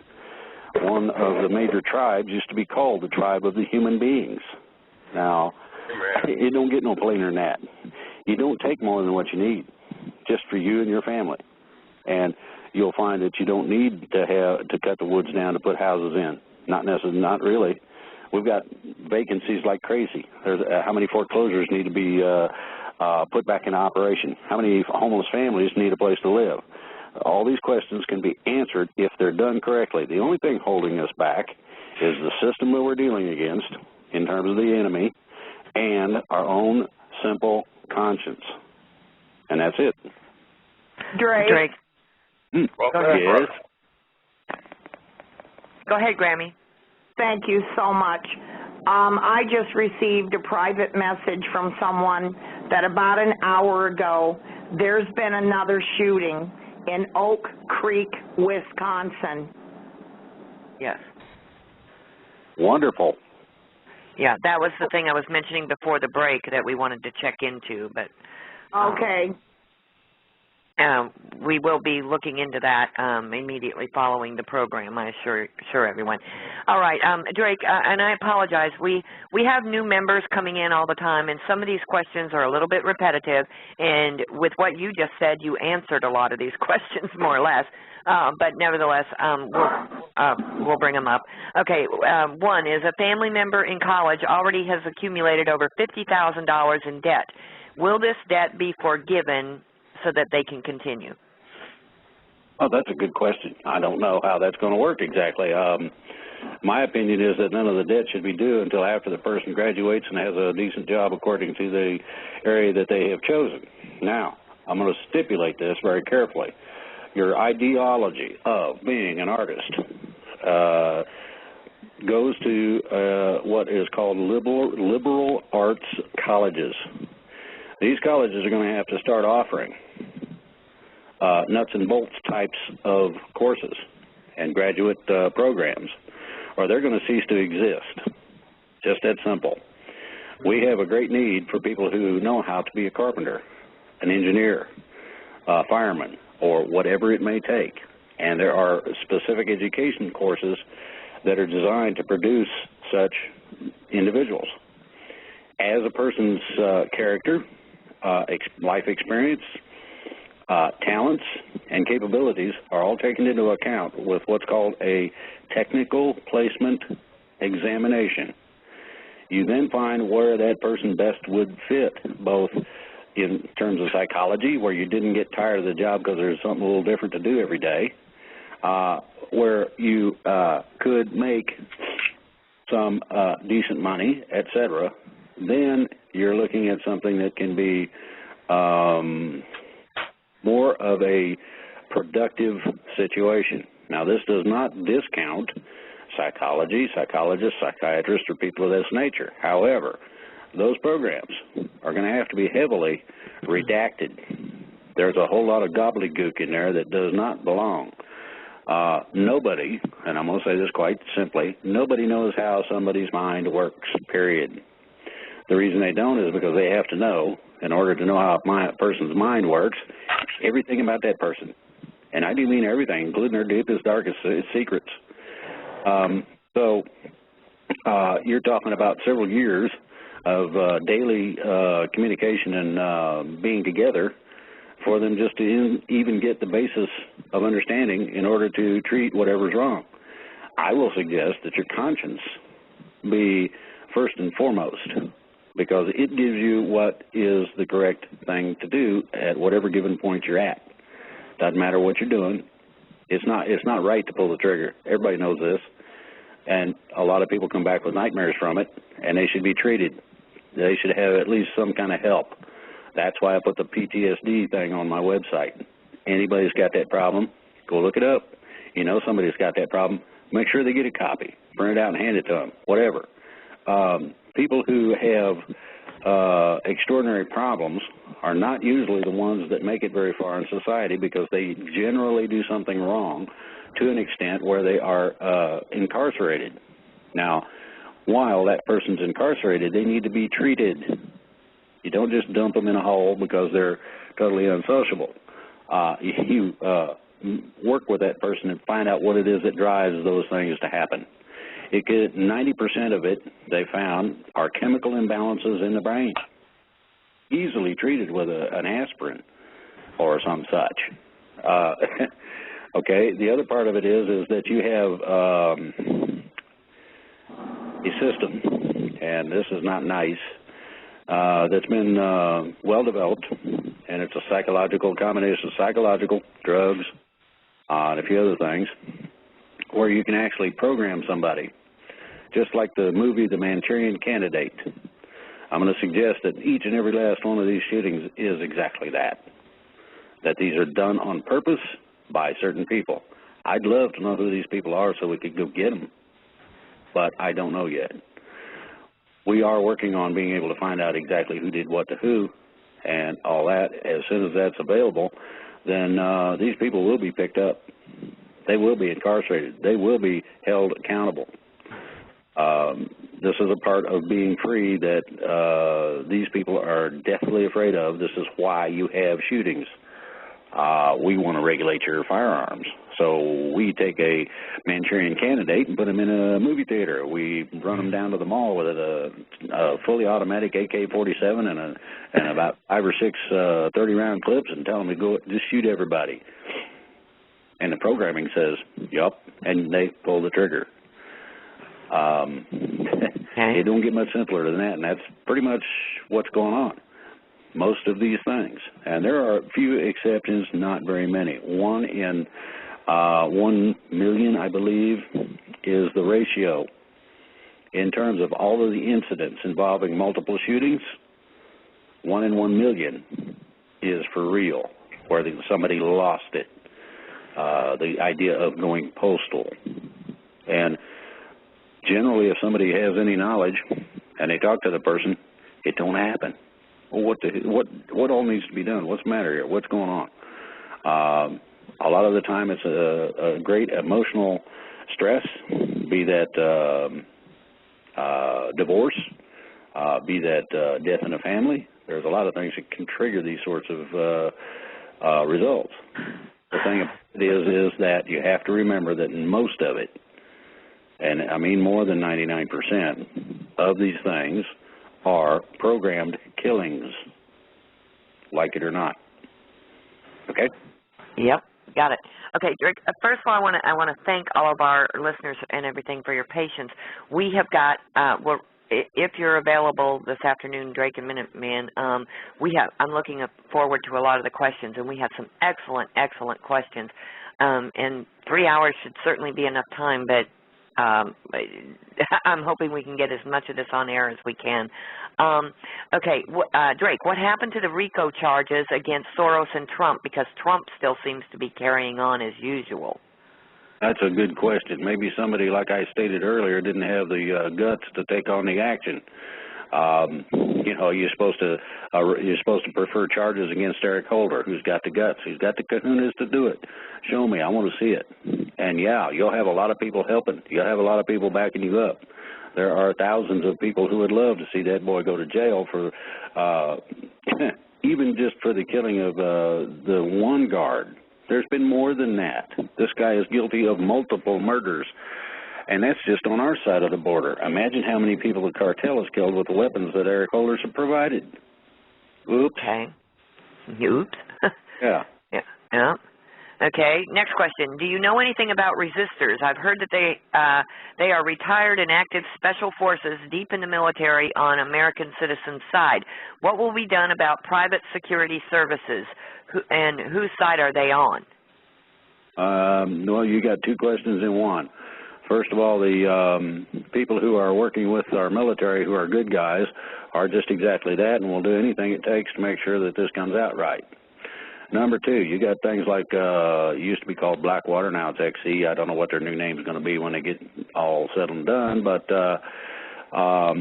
what happened was that they have a corporation, and the corporation was responsible for the crimes committed, and the corporation was dissolved, and therefore nobody got adjudicated. Well, the change on that is coming, and that is that those people who promulgate nasty things are going to be charged for it. In other words, when you find that a toaster is going to blow up or electrocute people, you don't give it away at the local bank. If you do, the local bank people go to jail for it, along with the people who produces it, the people who import it. In other words, you totally destroy any capability of them ever doing it again. This is called cleaning house. This is the manner in which it has to be done if you wish to stop these things. Okay? Okay. All right, Drake, will Obamacare be eliminated during the change? Will it be replaced by a single-payer system free of profiteering and manipulation by the banking systems, insurance companies, and big pharma? That's a good question. Universal care should be available when you walk into an emergency room if you got serious problems at that level. There should also be what would be termed community clinics, where the whole of a state has within its capability to outfit and hire the people necessary to run a one or more clinics to serve people who cannot afford medical care. There are a lot of people who are homeless. There are also a lot of people that are making minimum wage or less. And this is why you find Latinos who work at Walmart living in their cars. They spend a week in their cars so they can provide for their families. And you might get say a van or something full of them. And I have run maintenance on rental units where we had at one point 8 families living in a 3-bedroom house. And you talk about fun. There's kids everywhere, and But it's interesting to see. Basically, some of the things that come about are overloading the plumbing system, overloading the heating system sometimes. So we address these things, and I said, hey, look, if you make it accommodatable to these people, you'll keep them. And they always pay the rent, and they're paying on time, right? Yeah. Well, that's all you got to remember. Just go at it that way, and don't worry about it. Make sure that the plumbing system can handle the load. Make sure that the electrical system, and like that, are up to above normal, so that these people can all live there if need be. This allows them to be able to provide themselves with transportation, and they send money home, and people have been harping about that. Well, if your great-grandmother, who is being taken care of by relatives, needs to eat, and those relatives are doing good to feed themselves, how does she going to eat unless you send $5-10 or something? And that's basically what you're looking at. The opportunity is simple. You either join a drug cartel south of the border, or you starve to death, and or you get shot. That's the basic choice these people are facing. Now, imagine if you had kids. You're going to bring them across that border no matter what. And that's basically what's going on in a lot of ways. Now, some of the profiteers, people who had carpentry businesses and things of that nature, have lost what they've had up here in terms of being able to make a living, and they've gone back south. It's sort of even Steven right now. So, yeah, we need to revamp our immigration law so that we can provide the opportunity for a temporary stay until such time as we can check to make sure they're not some kind of big-time crook. As soon as that would be cleared, then they get a regular green card, and they're sponsoring themselves, especially if they're hardworking people like the ones I know. I've never seen people work that hard in my life, but they do it anyway. So, there you go. Okay. Okay, a couple of these I think have been answered, but also Keith wanted to know if, Drake, we will be providing a link from your site to your interview last week on YOW Radio with Marshall Masters and Alfred Weber. I'll ask my assistants to remind me, and we will, it has been posted on the Facebook page, but we will try to provide a link to the archives of that program. Cool. Okay. Let's see. And this one I believe has been answered, but I'll ask it again, Drake. My friend is paralyzed from the waist down. Will the new technology be able to help someone like that? Yes. Just about any kind of injury you can think of, dealing with paralysis usually goes to nerve connections, and as those nerve connections are reestablished, then that person would be able to walk. Now, the problem with that is that the muscles and bones atrophy, or actually eat themselves away because they're not being used. Use it or lose it. You've heard that term. That's what atrophy means. It slowly becomes less and less. So they would have to be, there's a couple of things that can be done. It's called stimulation, where you can actually cause a muscle to regrow itself. And I would imagine these new technologies do have that capability. Even if they don't, at the worst, you're going to have to practice a bit because you're not used to standing up, things like that, and off you go. Okay. All right. Drake, will it be safe to travel with our families to other cities during the transition or change? It depends on how severe the change reaction is. There's going to be a reaction to this. A lot of people are going to find themselves in a different situation than they are now. Hopefully, this will be a nonviolent change in terms of the basis of the operation of everything. So hopefully there won't be a problem. I don't know that I can recommend or say no, either way.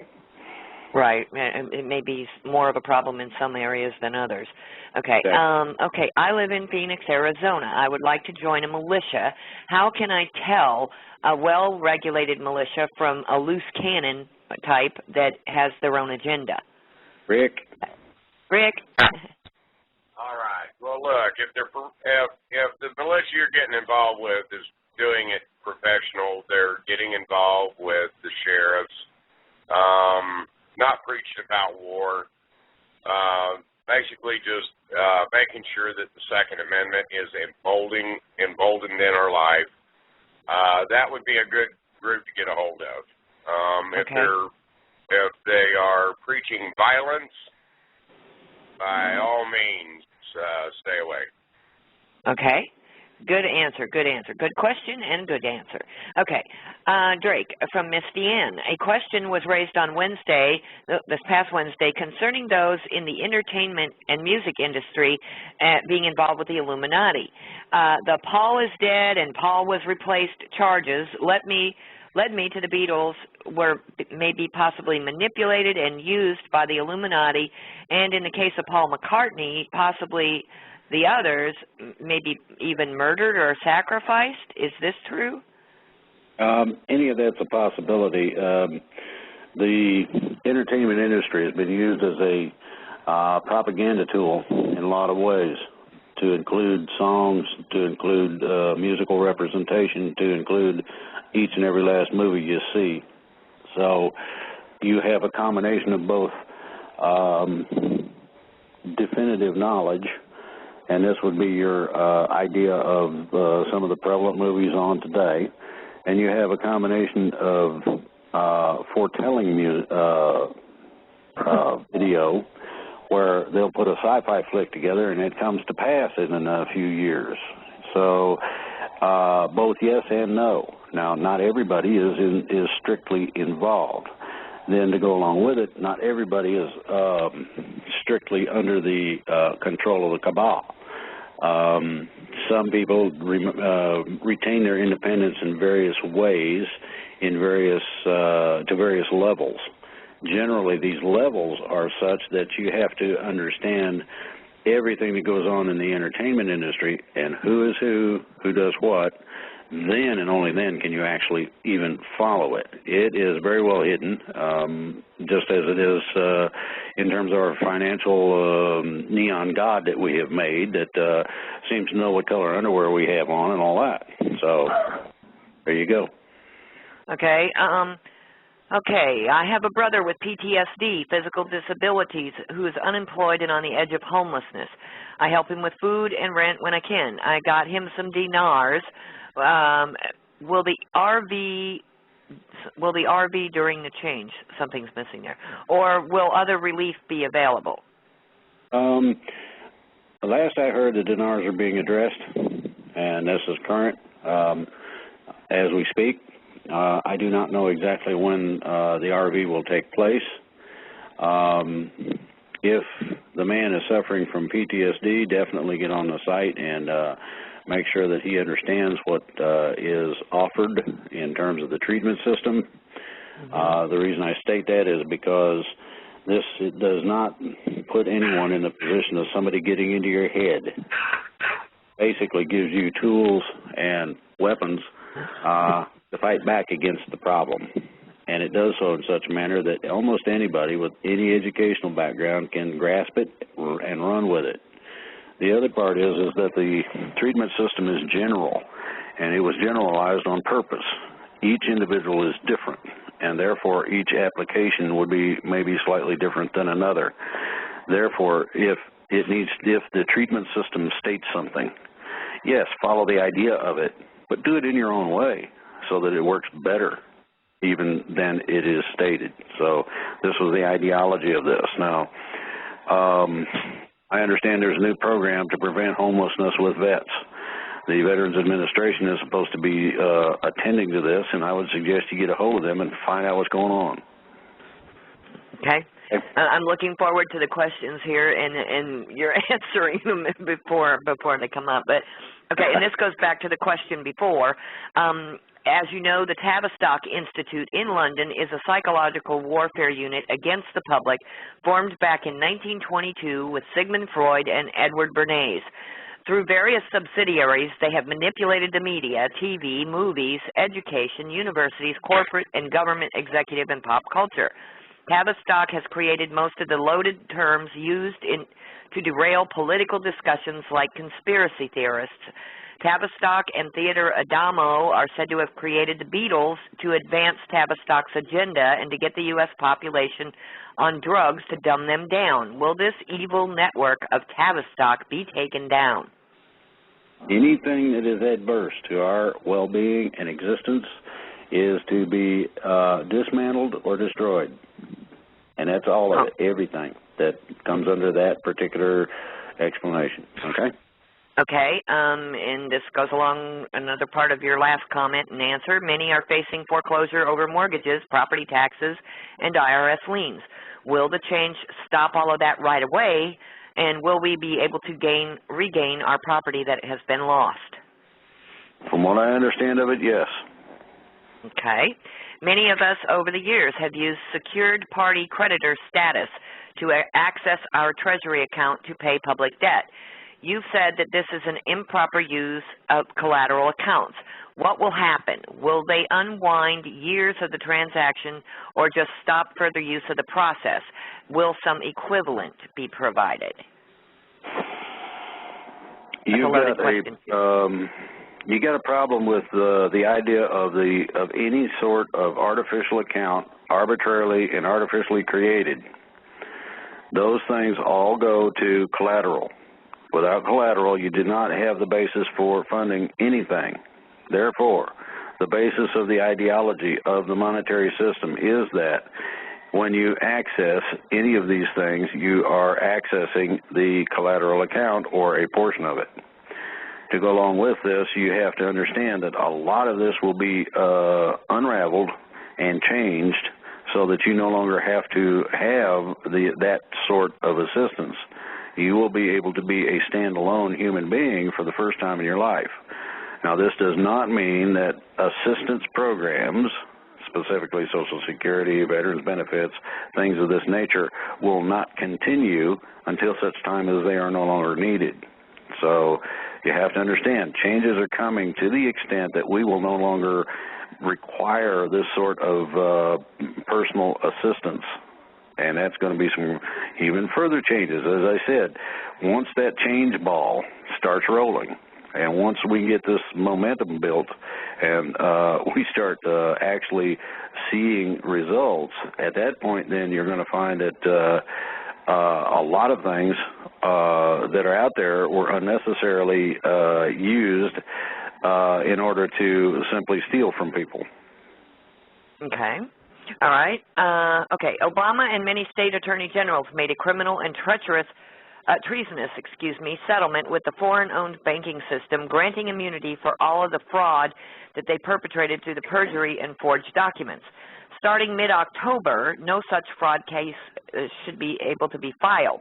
The current filings are likely to be dismissed by the corrupt legal system. Will all of this be overturned? Yes. What you need to do is look up common law and find all of its ramifications, and that'll give you a good idea as to what the new system is going to be similar to. Okay. And this next one comes from Pete B. Oh, gosh, some people have wonderful senses of humor. Okay. Will the food replicators that you spoke of also be capable of replicating clothing, tools, and other devices? No. That comes under a different type of device, but the same sort of device will be available. It's easier, first of all, it's easier once you know once you have that type of technology, it's easier than going through the processes we have gone through to create what we have. So what you'll do is you'll need a specific item or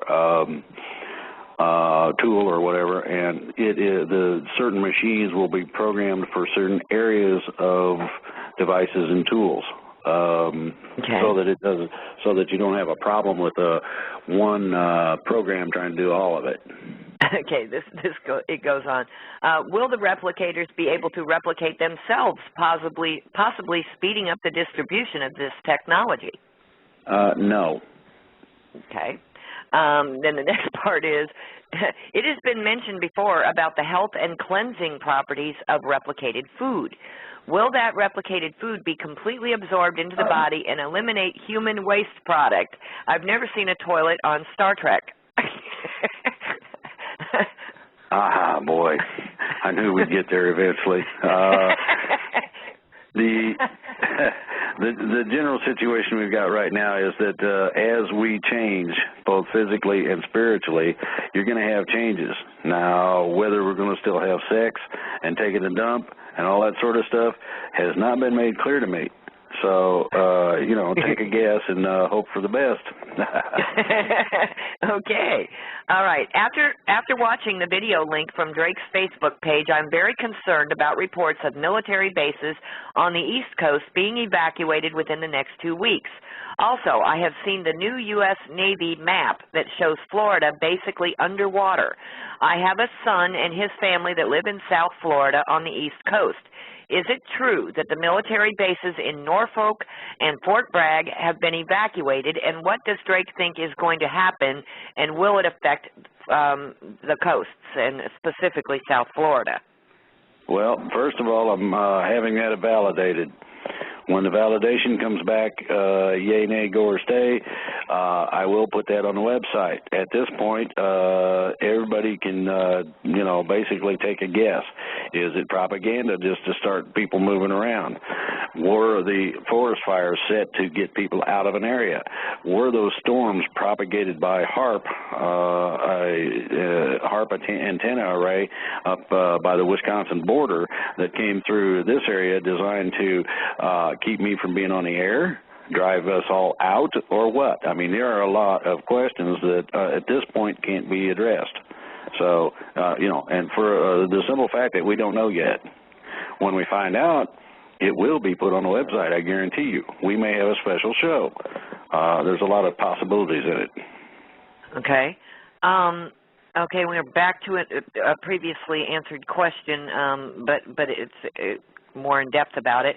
I have come across information from John Coleman about the Tavistock Institute and how it was formed in order to get us to incite war. Because wars make money. The Institute was supposedly financed by the British royal family and then by the Rothschilds, who have been involved in funding almost every war on both sides, so they reap double benefit. He also touches on the Committee of 300. Please tell us more about this, and is John Coleman part of the change? Yeah, boy. People are going to assist for the simple fact that it's been requested. Those people that have not at previous points decided to assist us are now doing so. As I stated, I have gotten a lot of phone calls and communications stating that, yeah, we want to make sure that this goes the right direction. The only base direction is freedom. So if Mr. Coleman is putting out freedom information, then he would pretty much be considered a good guy. And so, yes, what you have to remember is that the psychological manipulation has been spread. One of the places it spread was to what you see on TV in terms of advertising, what you read in the paper. The ideology of color, the ideology of placement, and things you see in the grocery store are placed on a certain shelf because it's eye level. You see it first. You also will find that the items that most people really want to buy most often when they go into a store has been placed at a disadvantage where you have to walk past a whole bunch of stuff that you do not need. Nice little grabbers. It's only $1. Mom, I want one of those, or whatever it might be. Super convenience foods that don't have anything to do with the menu you're trying to fulfill are placed in your path so that you'll have a tendency to buy them, whereas the milk and eggs and meat and whatnot are hidden away in the back, whereas the canned goods that you normally would use are hidden in such a manner that you have to go 2 or 3 aisles past the flashy, goody little trinket items that you don't need, that you have a tendency to pick up if you happen to be exposed to it. It used to be that people were stupid enough not to be aware. This is a part of the base awareness. If people start being aware on these fundamental levels, the rest of the awareness will blossom like they will not believe in the rest of their lives, because your brain's going to ask you questions, and it's going to say, well, you ought to be snacking on those crackers. You ought to be eating them potato chips. And then the other part of your brain is going to say, no, man, that spare tire you're wearing right now is because of them chips and something telling you you got to eat it. Well, they went a step further. They added chemicals that make you want to eat it. You take what you can't eat just one. Now you know why. It makes your system want another one. So, okay. How far does the programming go? Take a guess. Are you more inclined to buy certain colors of boxes of things than you are other items? If you look at it real close, you'll find that you are. Then you'll understand that your mind's been played with, just like that Manchurian Candidate, in order of being a consumer and spending all your cash before you get to the meat and potatoes that you really need. Just that simple. Okay, we're down to 38 minutes, Drake, and I got 83 callers waiting, and a bunch more questions here. Let's see. Let's rock it. Okay.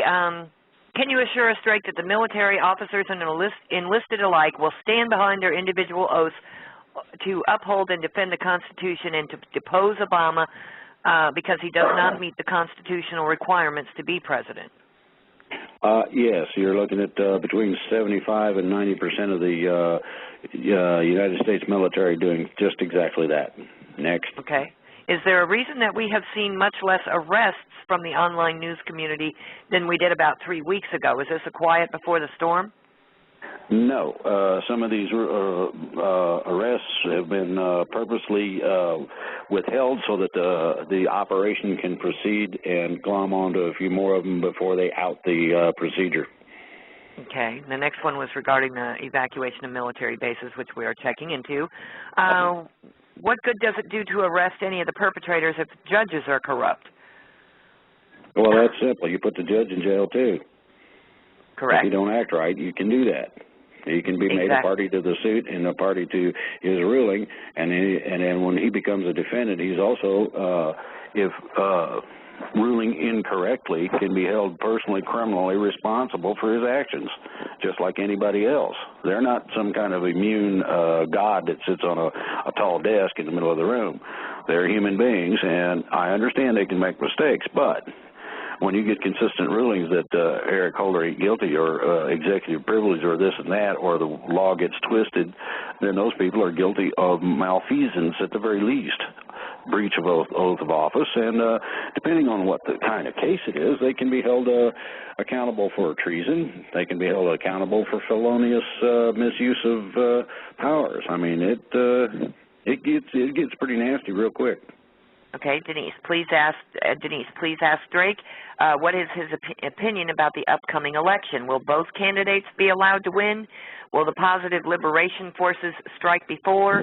We hear that the White Hats are planning an October surprise. Get ready for the surprise. There may be one for then. Yeah. Okay. Okay, from the chat. Drake, I've heard that the banks must accept promissory notes because in the legislation it says that they are security. I hear that bankers are using this to make money out of thin air, but they don't allow us to do that. Can you say how we can cash them in too? I would suggest that you be very careful about what you do in terms of the manner in which you operate, because the system is a closed system. Just like they tell you you cannot practice law when you cannot be a banker when you're not. And there are not very many people who have come up against the wall in terms of acting like a bank. So when you do so, you're probably going to be one of the very first, and usually those people don't make it very far. So my suggestion is that you don't go into the promissory note areas without making sure that everything you've done is correct. And I mean that to include the correct procedure for using them and filing them and cashing them in or attaching them to something, etc. There are definite, specific and I mean squeaky tight procedures that you have to follow. If you follow them and do so correctly, you'll be all right. Any other way, and at some time or another, you'll get this knock on your door, and it's not going to be fun when they get done with you. Okay. Drake, are the banks in default or excuse me, tongue got tied up there. Are the banks in default of cease and desist orders? Not at this point. They're in default of the liens.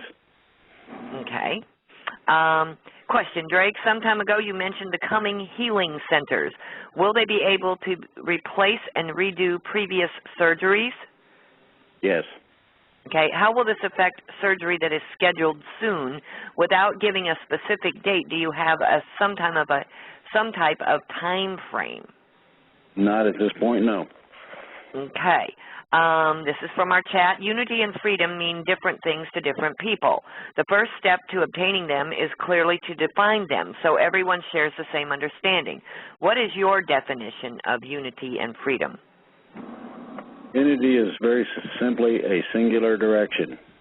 You can have multiple parts to it or just a few, but it's always a singular direction. Unity means that you agree to the direction in which you go. In this case, we're talking about one simple word, freedom.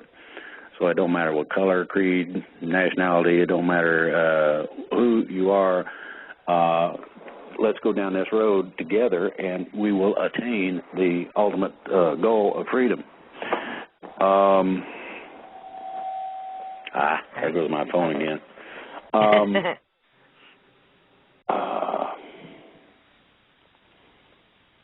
I don't know that there is a clear definition of the second part of that question. Hit me with it. First it's unity, and then it was the other part was what?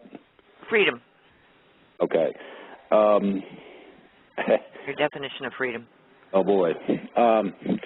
Definition of freedom is to understand that your rights and or the other person's nose begins, and that you are not to violate that right.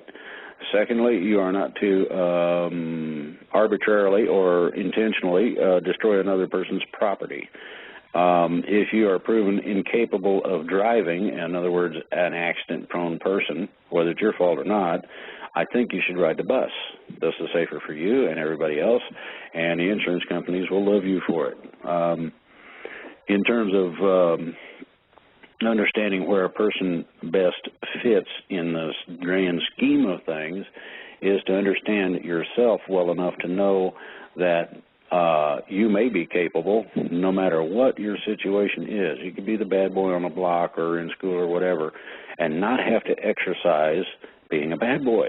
You might be able to exercise being a good guy in many of these situations, and actually all of a sudden find yourself as some sort of a person that's looked up to, not somebody that's shunned because they're dangerous to be around or shunned because they're always are in trouble in one form or another, but a situation where you are actually considered someone who would help somebody who can't fight for themselves.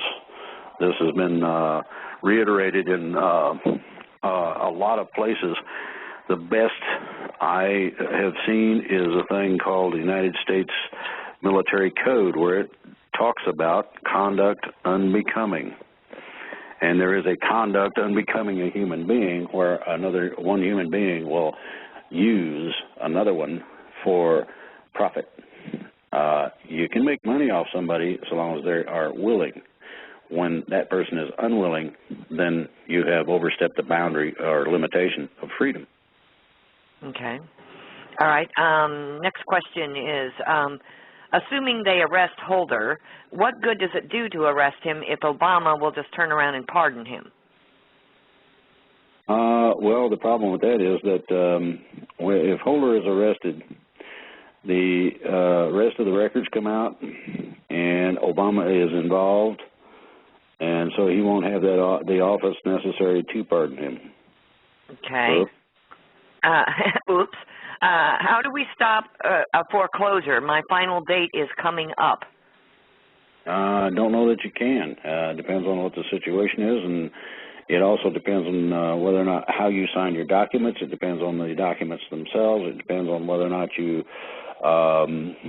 have tried to mitigate the situation.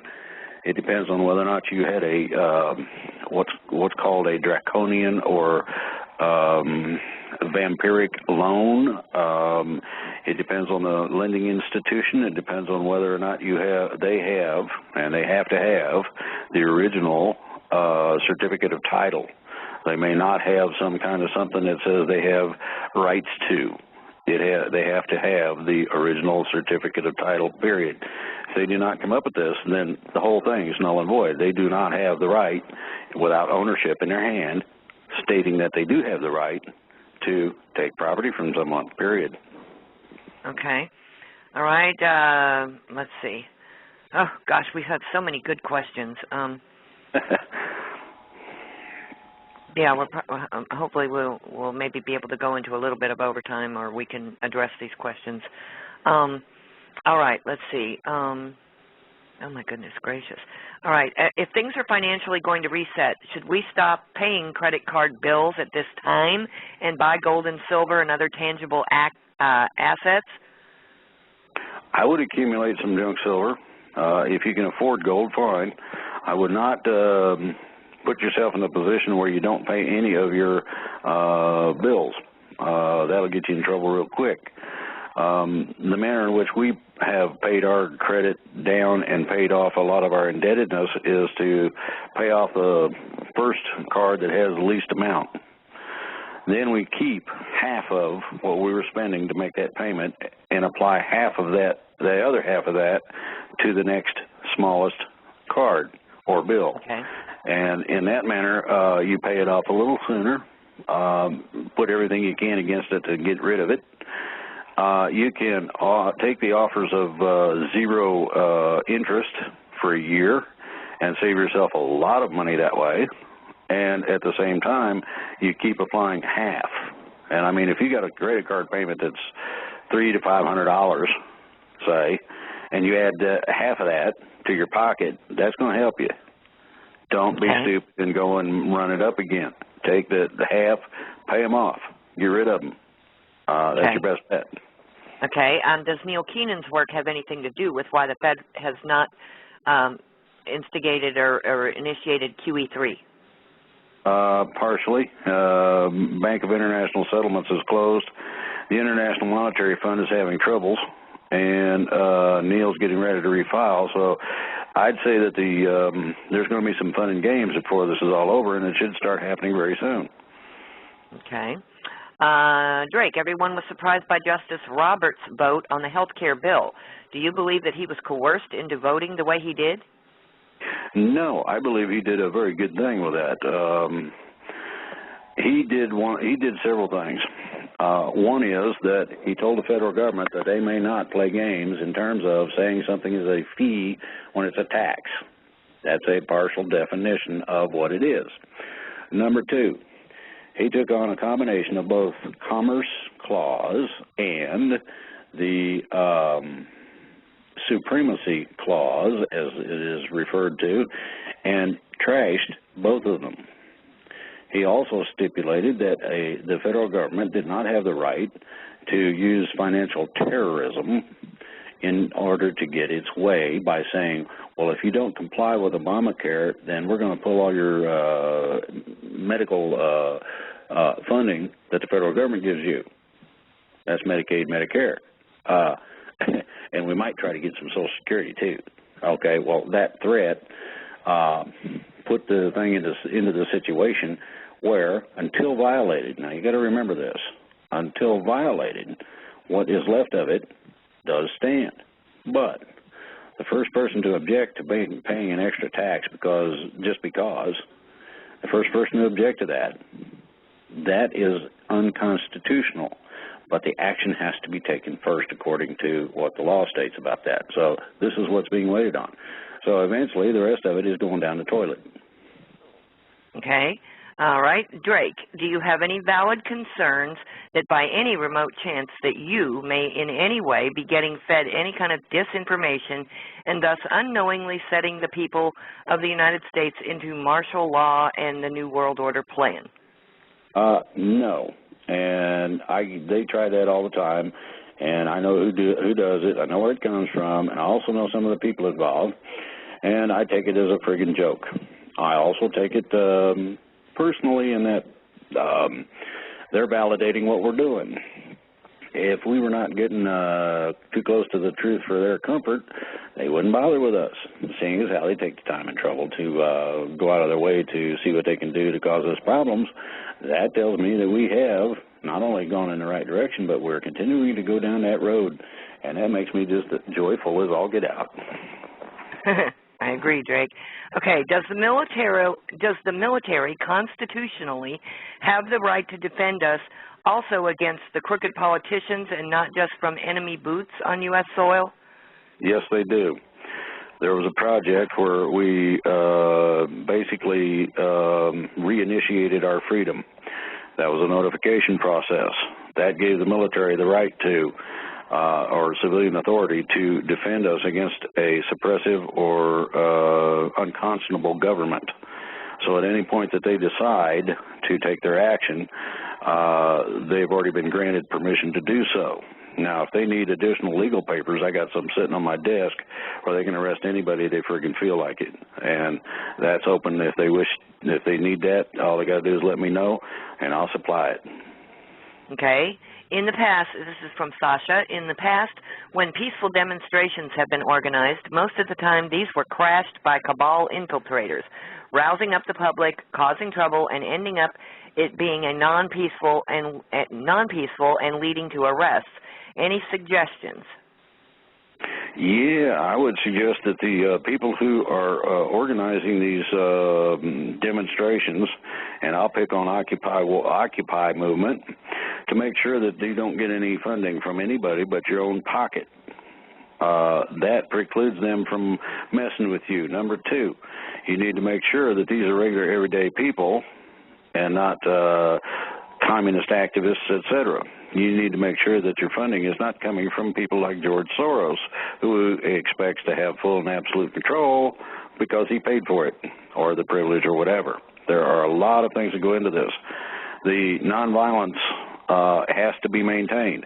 Anybody who would try to, hey man, we ought to throw some bricks through the window, then you understand that that person has outed themselves as being possibly even a paid agent to be there and cause those problems. So those people need to be snatched.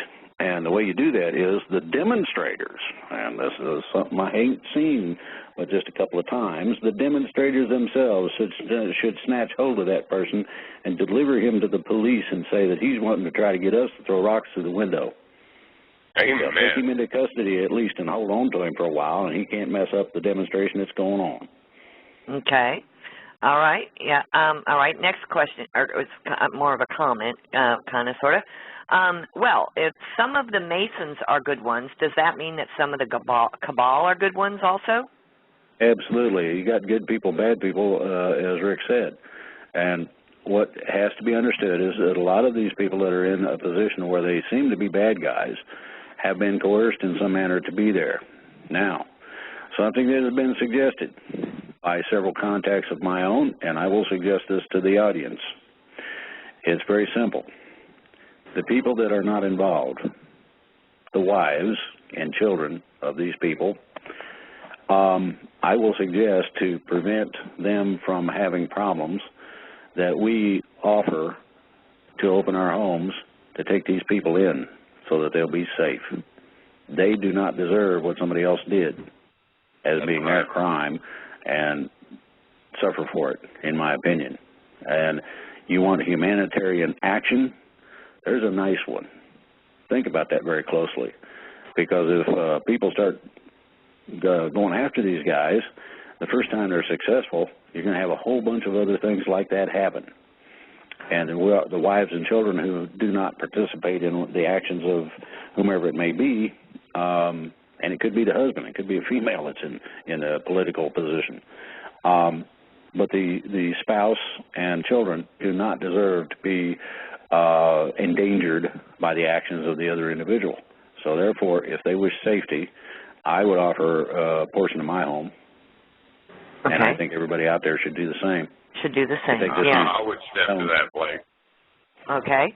All right.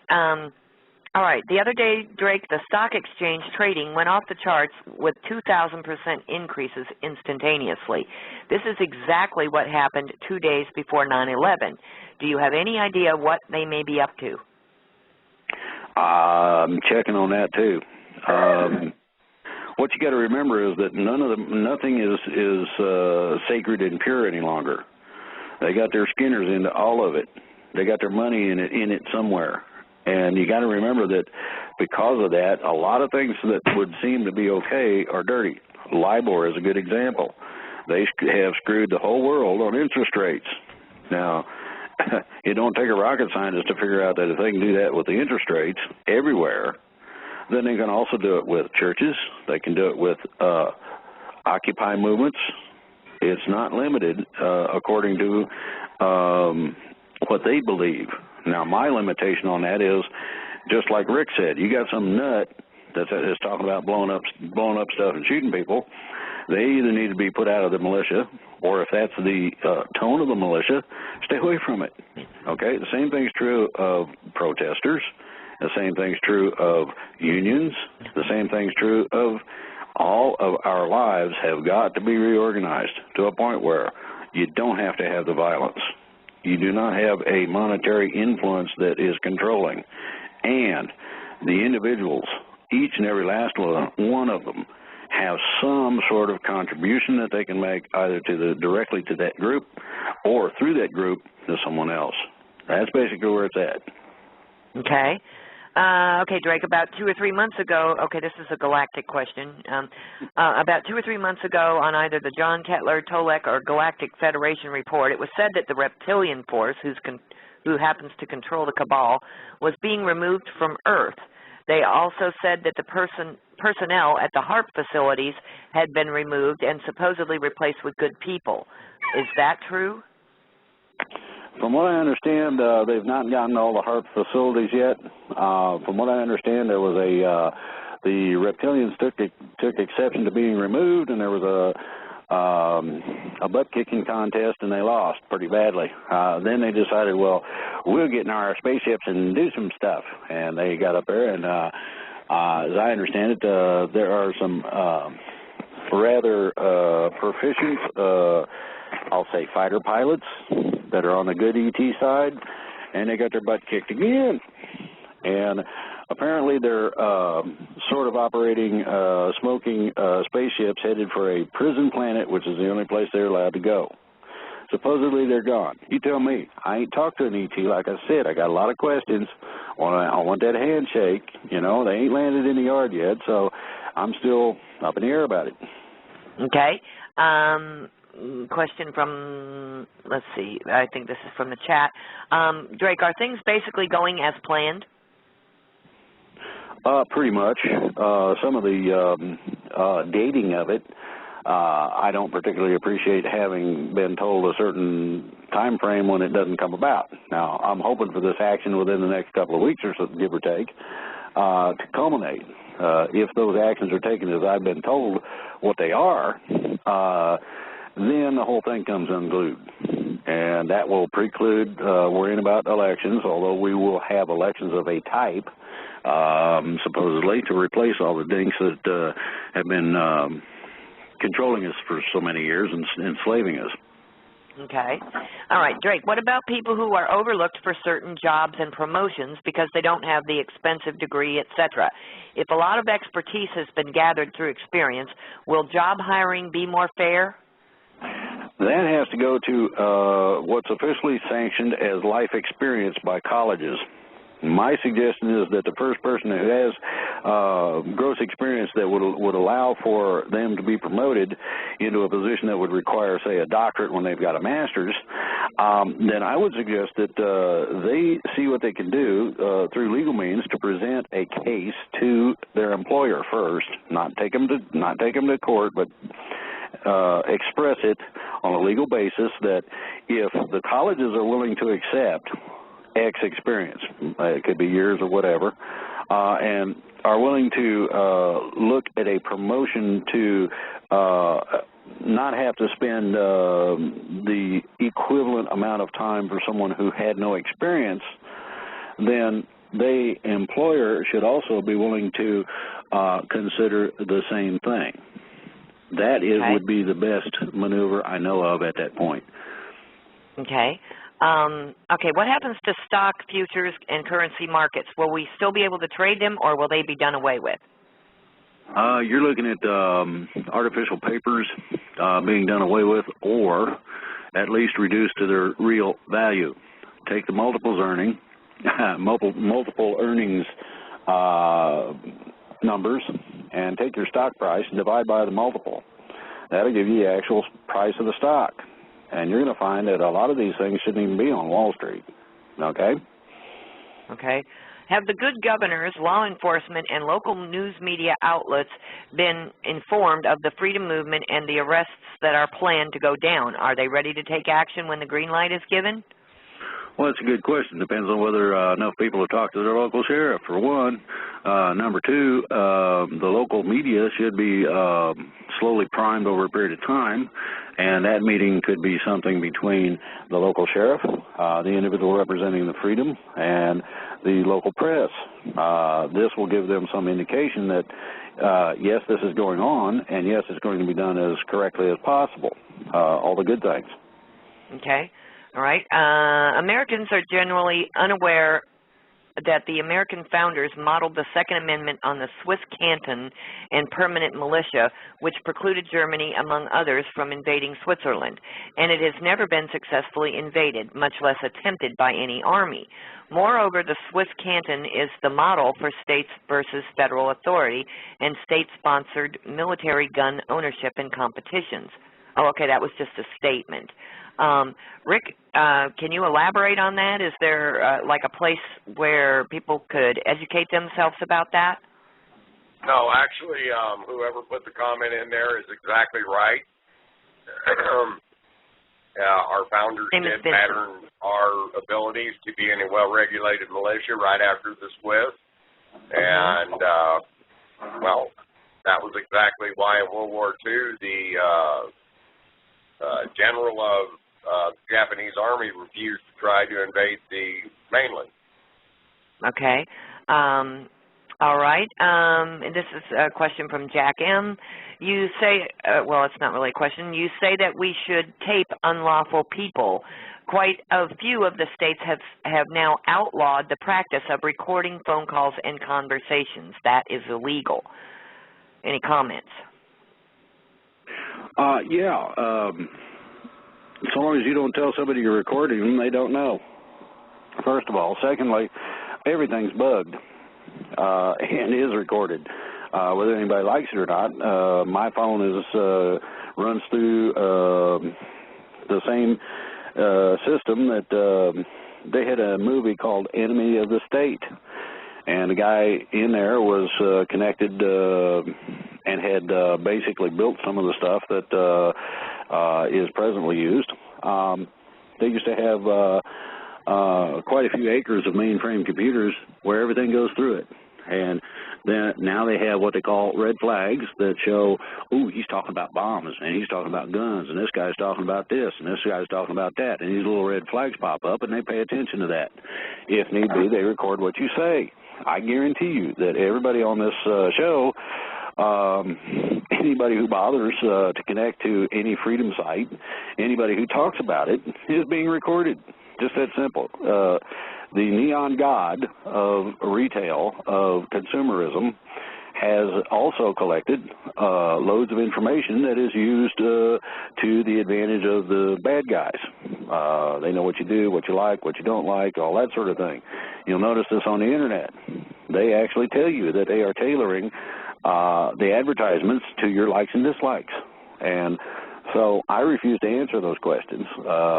That way they kind of have to wonder about it. But over the course of time, they get a pretty good picture as to who you are, what you do, what your lifestyle is. So you're not immune to it. Okay. Period. Okay. Drake, can or will HARP be infiltrated and completely shut down? Or does HARP have any useful purpose? There are useful purposes for all technologies. HARP was a It was going to be an experiment, and then they did a small experiment and found out how powerful it was, and they said, wow, man, that's cool. We need that. And the military stepped in and said, mine, and had a bunch of armed people saying, yeah, it is. And so yeah, they didn't disagree. It will be probably changed from what it is to better suit, well, as an example, we've got droughts. With HARP, if it's done correctly, you can create rainfall in those areas. I mean, you know, it could be beneficial in a lot of ways. Mother Nature is not something that should be played with arbitrarily, which is what they've been doing. Now, if you overload that in terms of intending to make rain showers, and you do it in a certain manner, you create things like the storms that went through the Northeast, or you create hurricanes or other problems. If you do it to a lesser extent, places that do need rain or something of that nature, they can have it. So, yes and no. The bad operations of it will be denigrated to a point where they no longer are operational, but the good portions of it will start being seen. So, yes and no. Okay. Okay, Drake, is there anything we can do to get the news media to report the truth? I would like to get a lot of people with signs that say we want the truth to stand in front of ABC, NBC, CNN, Fox, and the rest of them. Go for it. I doubt it'll do a whole lot of good, but maybe they'll take note and do a quickie report that, oh, we got protesters now, and they seem to be everywhere. I'd give that to the Occupy people. Make some signs up. You know, a magic marker and a piece of cardboard is all you need, and a stick to stick it on. There's a lot of different ways to go about it. The problem with mainstream media is that these people are ordered, and they take their orders, or they cease to exist. And by that I mean the officials can come in and flip and turn you off in the middle of a broadcast, which has been done before when you broached the subject they didn't want you to have on air. Johnny Carson got turned off because he got into politics, and others. If you can take that popular of a show and flip it switch, then I would say that we're pretty much into trick bag on that until such time as these freedom efforts start culminating, start finishing up, and it is required of mainstream media that either everybody goes to jail or we start reporting the truth, then you're going to see the change. Until that time, it can be cool to go out and protest. Okay. Another comment or question, can HARP, as well as being used to seed clouds, has it been used, or do you think it's been used to create drought? No, yeah, it can also cause earthquakes depending on how it's used. You have to understand HARP is a harmonic empowerment tool. In other words, a harmonic signal loses its power capability. Also, the higher frequency you get into, the less power you have. If you can combine those two, then you got something that is extraordinary, and that's basically, and I mean real basically, HARP. Okay. We have about 5 minutes left, and I have not taken a call yet. We do have 80 callers. I'm going to ask that anyone holding on the line, if your question has been answered and all you have is a comment, please press 1 and lower your hand so that we can take specifically questions.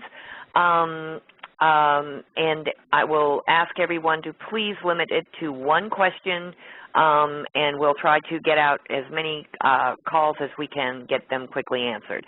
First, we have Buck from Atlanta. Buck, thank you for your patience, and your question, your line is open. Okay. One comment I want to make is that the Court of International Trade, has Neil Keenan thought about using that to file a suit? No.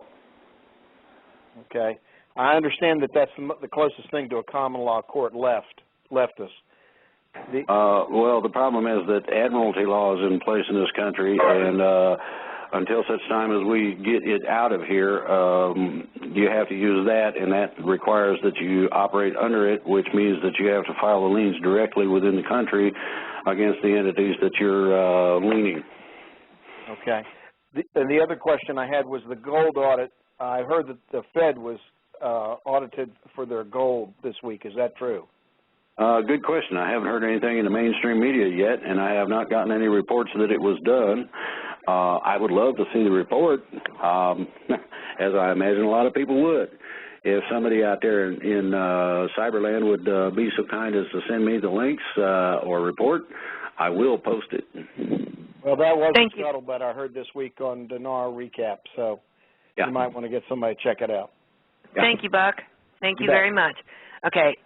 Also, callers, once your question has been answered, if you will please press 1 to lower your hand.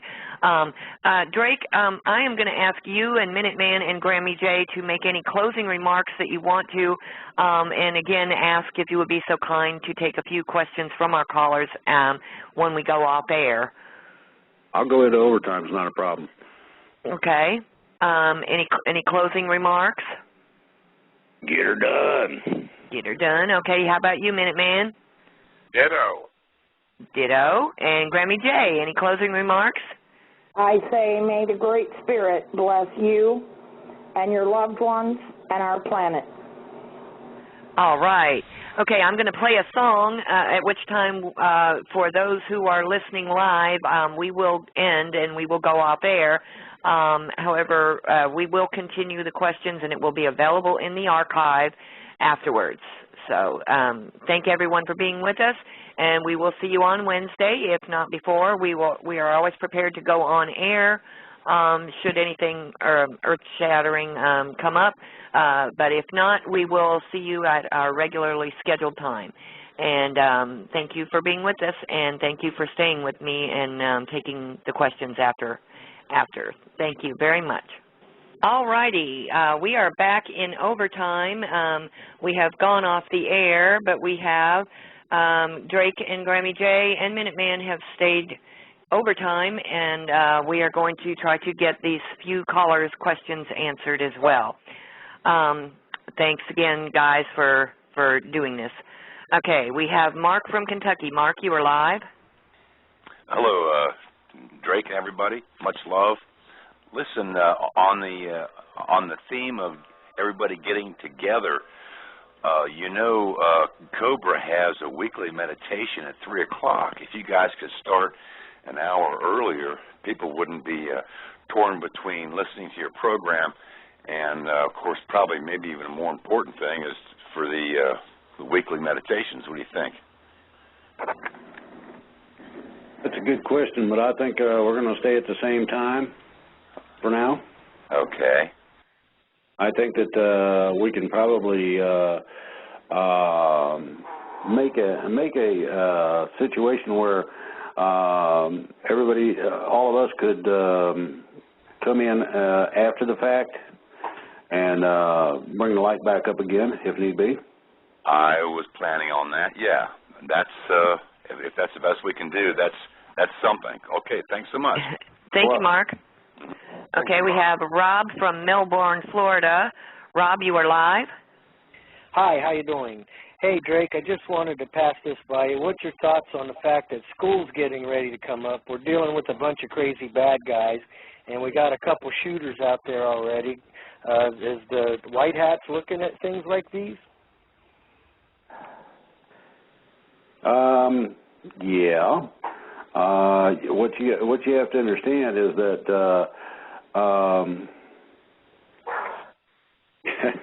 you're going to until we actually take this total problem down, it's going to still bother us in some form or another, in some way or another, to the extent that we are probably not willing to accept. Now, I don't think that I don't think that you're going to stop all this stuff. I don't think you're going to address it correctly until such time as we're put in a position where we have more control. By that I mean we have lesser of the control by the bad guys. When that happens, then we'll be in a position to be able to not have to worry about sending our kids to school, going to a movie, or attending a sports event or something of this nature. Okay? Works for me. Okay, Drake, sorry about that. I was taking somebody off hold. Okay. Thank you, Rob, for your call. It's much appreciated. Okay, we have, and I would ask that once your question is answered again, that if you would press the number 1, please, to lower your hand so I know that we've answered your questions. Okay, next we have Tom from, I think it's Missouri. Tom? Yeah, hi, Drake. I know that you've been chosen, a long time ago to be the spokesperson for the Pentagon, and because of your past connection, I think, with the military, and I believe because of your very knowledgeable perspective of common law, and you have a very unique ability to relate and communicate with people. Just wanted to let you know we really appreciate you for that. Because I've tuned into, I think, almost every one of your broadcasts to hear what the status is, of the people who are involved with writing and implementing the plan. And I understand you can't and you won't name names, but I'd like to know just how many different military officers are you in communication with at the Pentagon, and what are their military ranks? Well, it's not limited to just military officers. It's a combination of military officers, intel community, and others. And there's probably right now 5, maybe 6 working communications channels. Now, one of the problems that came about was that when I gave green light the last time on tactical, everybody shut up. Now, if those people would start talking again, it would help, because we need all of the different communications necessary in terms of channels and open capabilities in order to compare notes. If I find that somebody says so-and-so did such and such, and I hear from 2 or 3 others that, oh, no, he didn't, he told me different than that, well, then you got to raise questions as to, you got a problem here, those people are telling you some kind of BS. This way, you can not only stay in communication, but you can weed out the problems. And so, in terms of that, there's probably altogether 3 dozen, I would suspect at this point, somewhere in that area at minimum. And I'd say there's probably at least 1,000 bad guys listening. So that's 2,000 good guys listening, too. 2,000 good guys listening, yeah. Yeah. Because I know that, Drake, you've always been positive, and, up until, and you had, I think you had me about ready to pee my pants right there before July 4th when they gave you the green light, and then I'd never heard you so down either in that perspective after the fact, that nothing really came to fruition on that. But, when they gave you that green light just before the 4th, did you feel at all like that you'd been duped with some bad information from your contacts at that time, or how were you feeling? Well, no. I found out at a later date that the green light from me activated a whole bunch of the good guys. So people don't understand it may not be a green light for them, okay? And yet it also is a green light for them to tactically start taking the issue to hand. In other words, we're actually fomenting arrests right now. The civilian population is doing this, and it's on a local basis. But I want the reports before I go into that too far. And, preferably some small press or, any kind of a report will do. It'd be nice to have the police report, what the guy's charged with, et cetera. But not absolutely necessary. Once you start seeing this thing begin to happen, then you're going to have a tidal wave of it. And, there's a lot of people that know stuff about this person and that individual in that office or whatever that can be used in a court of law against them because they need to be removed, whether they're stealing from the people, taking the authority, or playing some other kind of game I may not know of. Doesn't matter. If you can get the dirt out, then you end up with clean clothes. Just that simple. Mm-hmm. Thank you very much, Tom. Your questions are appreciated. Okay. I will ask again. I've got Rob and Tom now. If you will press the number 1 to lower your hand, that would be appreciated. Okay, and we have John from Pennsylvania. John, you're live. Hey, how's it going? I have a question about people that are facing trial, that are going to courts and stuff like that. I remember you saying about requesting or something about how to be tried in constitutional law. How do they go about that? My suggestion would be to go to the Freedom School and learn. This is not an easy thing, and it's not simple, and it depends on what the question is in terms of what the court's doing. If somebody is being tried improperly, you can report the judge if he's entertaining that. You can have law enforcement officers investigated to see whether or not they have had complaints of this sort before, or somebody has raised their hand and complained in court or whatever. Hey, man, what's with this prosecutor? How come he's not allowing, how come he's not putting all the evidence out here so that the charge can be reduced? What's wrong with this guy? Okay, well, he may need to answer to some sort of bar association that will tell him don't do that again. If he does it 2 or 3 times, he can lose his law license. Judges can lose their seat.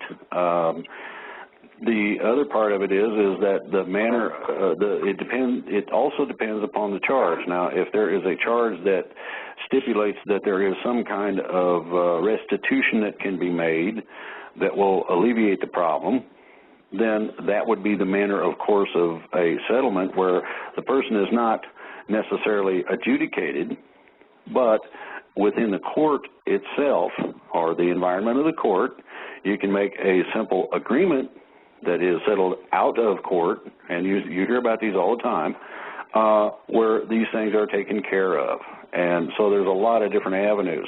It also depends on the experience of the lawyer. It depends on whether or not they are an officer of the court. It depends on whether they are a lawyer or, there's a whole bunch of things that go into this. So it would vary according to each case and what's going on. Okay. Thank you very much, John, for your questions. Thanks. Okay. God bless. Have a great weekend. Okay, let's see. We have Catherine from Texas. Catherine, you're live. Thank you. First of all, can you hear me? You're very faint. If you can please speak up, Catherine. Can you hear me now? Much better, thank you. Is that better? Yes. Much better. Yes, ma'am. Being that I have recently read and listened to Sheriff Mack's report on policemen, Drake, you've given a lot of comments on percentages of the military. What about percentages of policemen in big cities or rural cities? Can they defeat the military? I don't think they're going to have to come to that point. The object here was for the militias to be put in contact with someone in contact with the military. That's been accomplished. The ideology is that the people support what the military does according to constitutional actions. So in other words, the local law enforcement, along with the people, would be supportive of the military actions so long as they are constitutionally based. So I don't see a contest coming up. Now, you're going to have a lot of, and I hate to say this, you're going to have some military and local law enforcement and others who are going to side with the bad guys. This is just a matter of fact.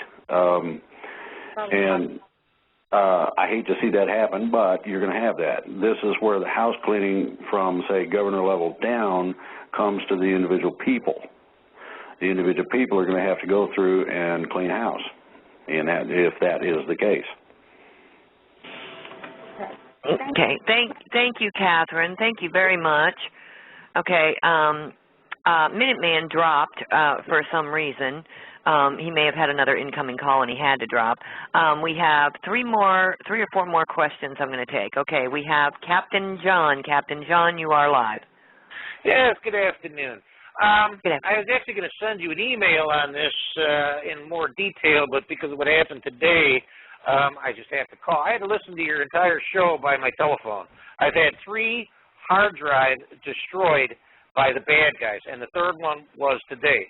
and this is a very this is a very sophisticated attack. This is not some hacker after my credit card. My question is, who can I turn to for help? Because this is a sophisticated attack.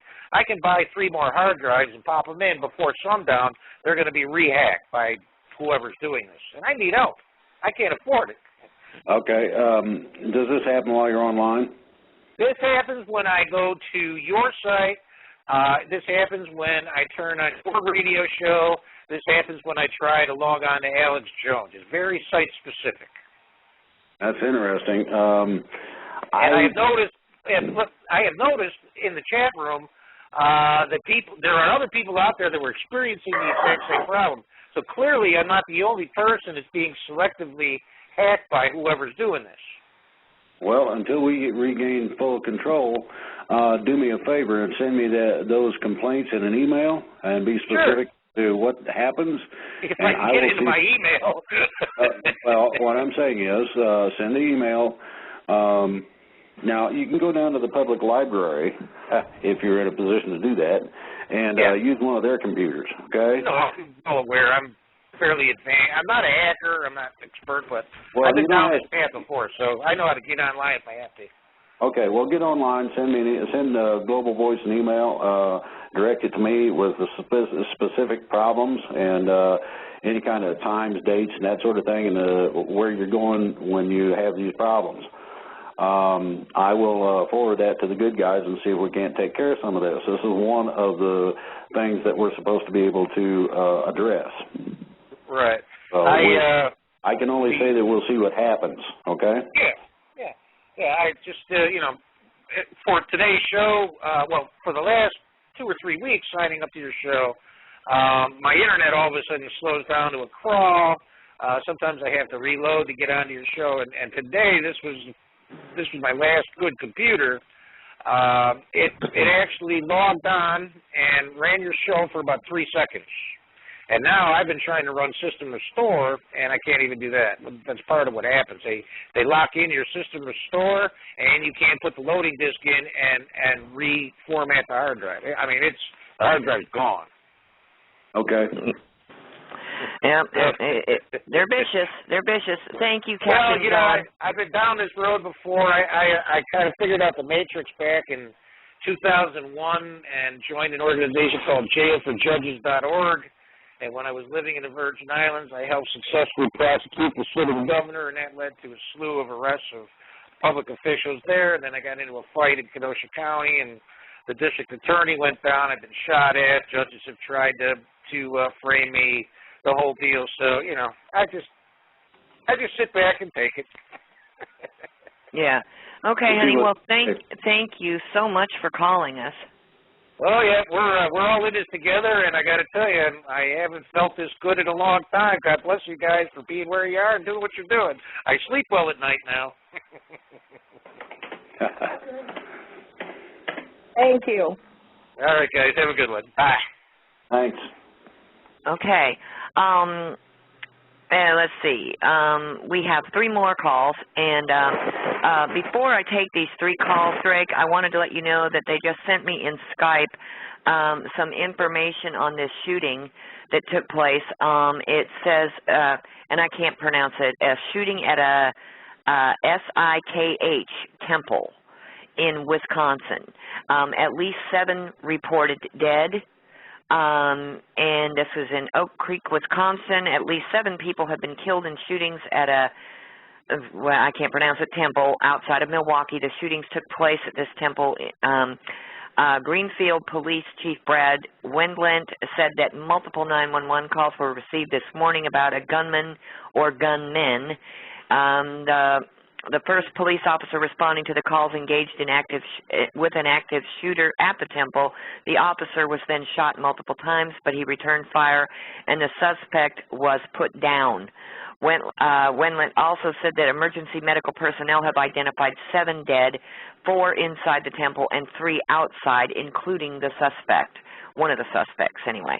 The police officer was transported to a nearby hospital where he is in surgery. The police officer is a 20-year veteran and expected to possibly survive. The first 911 call to police about the shooting was received at 10:35 a.m.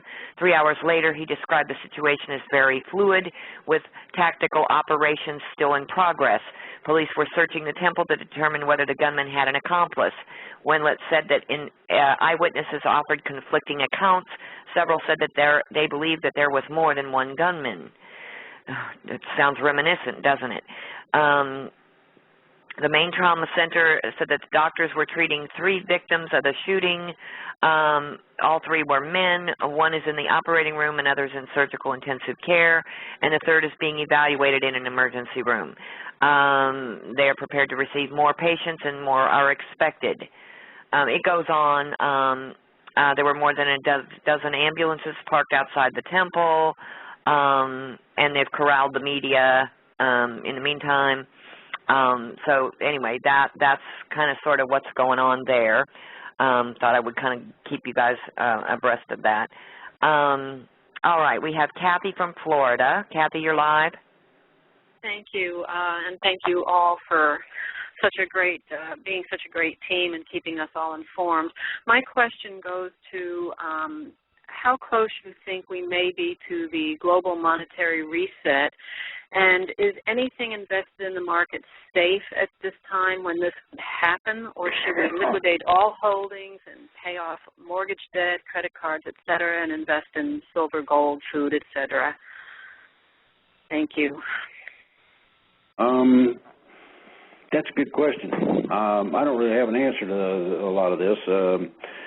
A lot of the things that, as I've stated before, a lot of the things that are coming to change are the things that everybody is experiencing. That includes people that have their computers attacked or whatever and all that. So,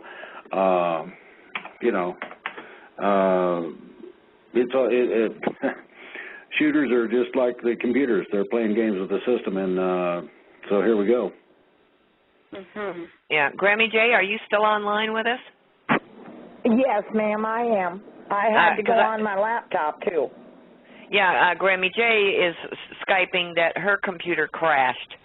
And she was trying to... I was getting ready to send you a link about that shooting, my main computer went down, and I didn't want to disturb the show, so I very quietly transferred to my laptop.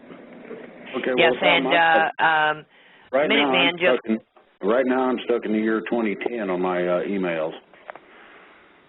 And see, Minuteman just reported, he just called me on my regular line and said that he was bumped and he cannot call back in. It says the program has ended. Well, I want you to know that it said that it wiped my main computer clean, that it emptied it. And I unplugged my external immediately and put it onto my laptop, and I'm not sure yet if what I have on my external is safe, but I sure hope so, because it looks like my main computer is fried. Oh, my gosh. Well, let's hope not, Grammy. I'll try to help you when we get off air and see if there's anything we can do. Kathy, thank you for your question. Thank you. I appreciate it. Okay, thank you. I hope it's not the bad guys messing with us again. That's all I'm trying to say. I hope so, too. Okay, we have one more call, and this is Rob from Melbourne. Oh, you already got me. I'm sorry. I had my hand up. Forgive me. Oh, you still had your hand up. Okay, well then, thank you again, Rob. It's been a pleasure. Thanks for the interesting show. We're just holding on tight.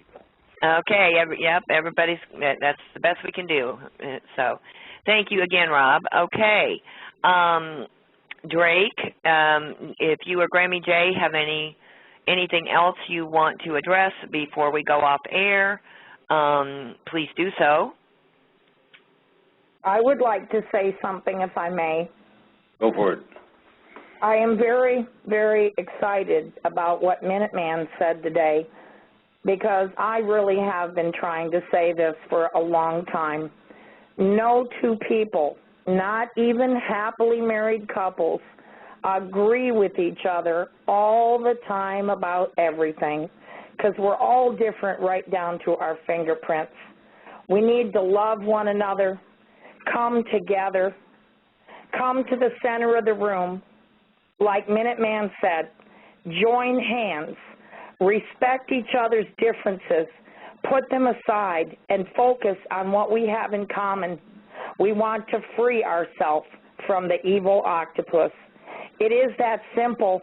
Get her done. Right, Drake?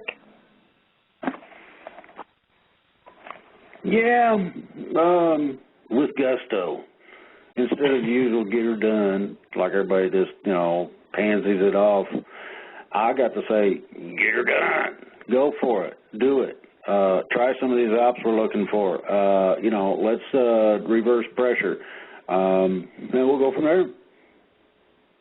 Yes, and I want to close by saying how very blessed and how very thankful I am to be amidst the company of you, Drake, you, Grammy, Minuteman, and all the wonderful people that we have that each and every one of you, whether you agree or you disagree or you're a part of our chat room or you're a part of our Facebook page or you participate simply by email, I want to thank everyone for your cooperation, your support.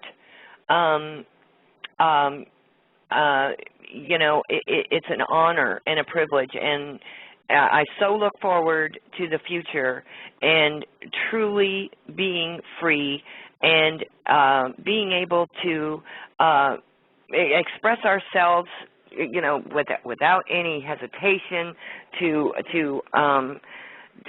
live as one, and regardless of race, color, creed, religion, anything, and I'm humbled and I'm very, very, very thankful. And at you, Denise Rednauer, we love you. And I can't tell you how humbled and how much I love each and every one. So with that, I am going to close the program. I have a song to play, and I admit that I have not had a chance to listen to the entire thing, but this song was requested by one of our Facebook members. His name is Paul Camacho, and I would like to thank Paul. Yeah. The name of the song is called Let It Rain, and I'm going to close with that, and thank everyone for being with us today, and we will see you. Paul. Thank you, Paul. Yes, and thank you, Paul, for submitting that, and we will see you on Wednesday, and until then, Godspeed, and everyone keep your boots on the ground and keep yourself buckled in, and we'll all get through this together.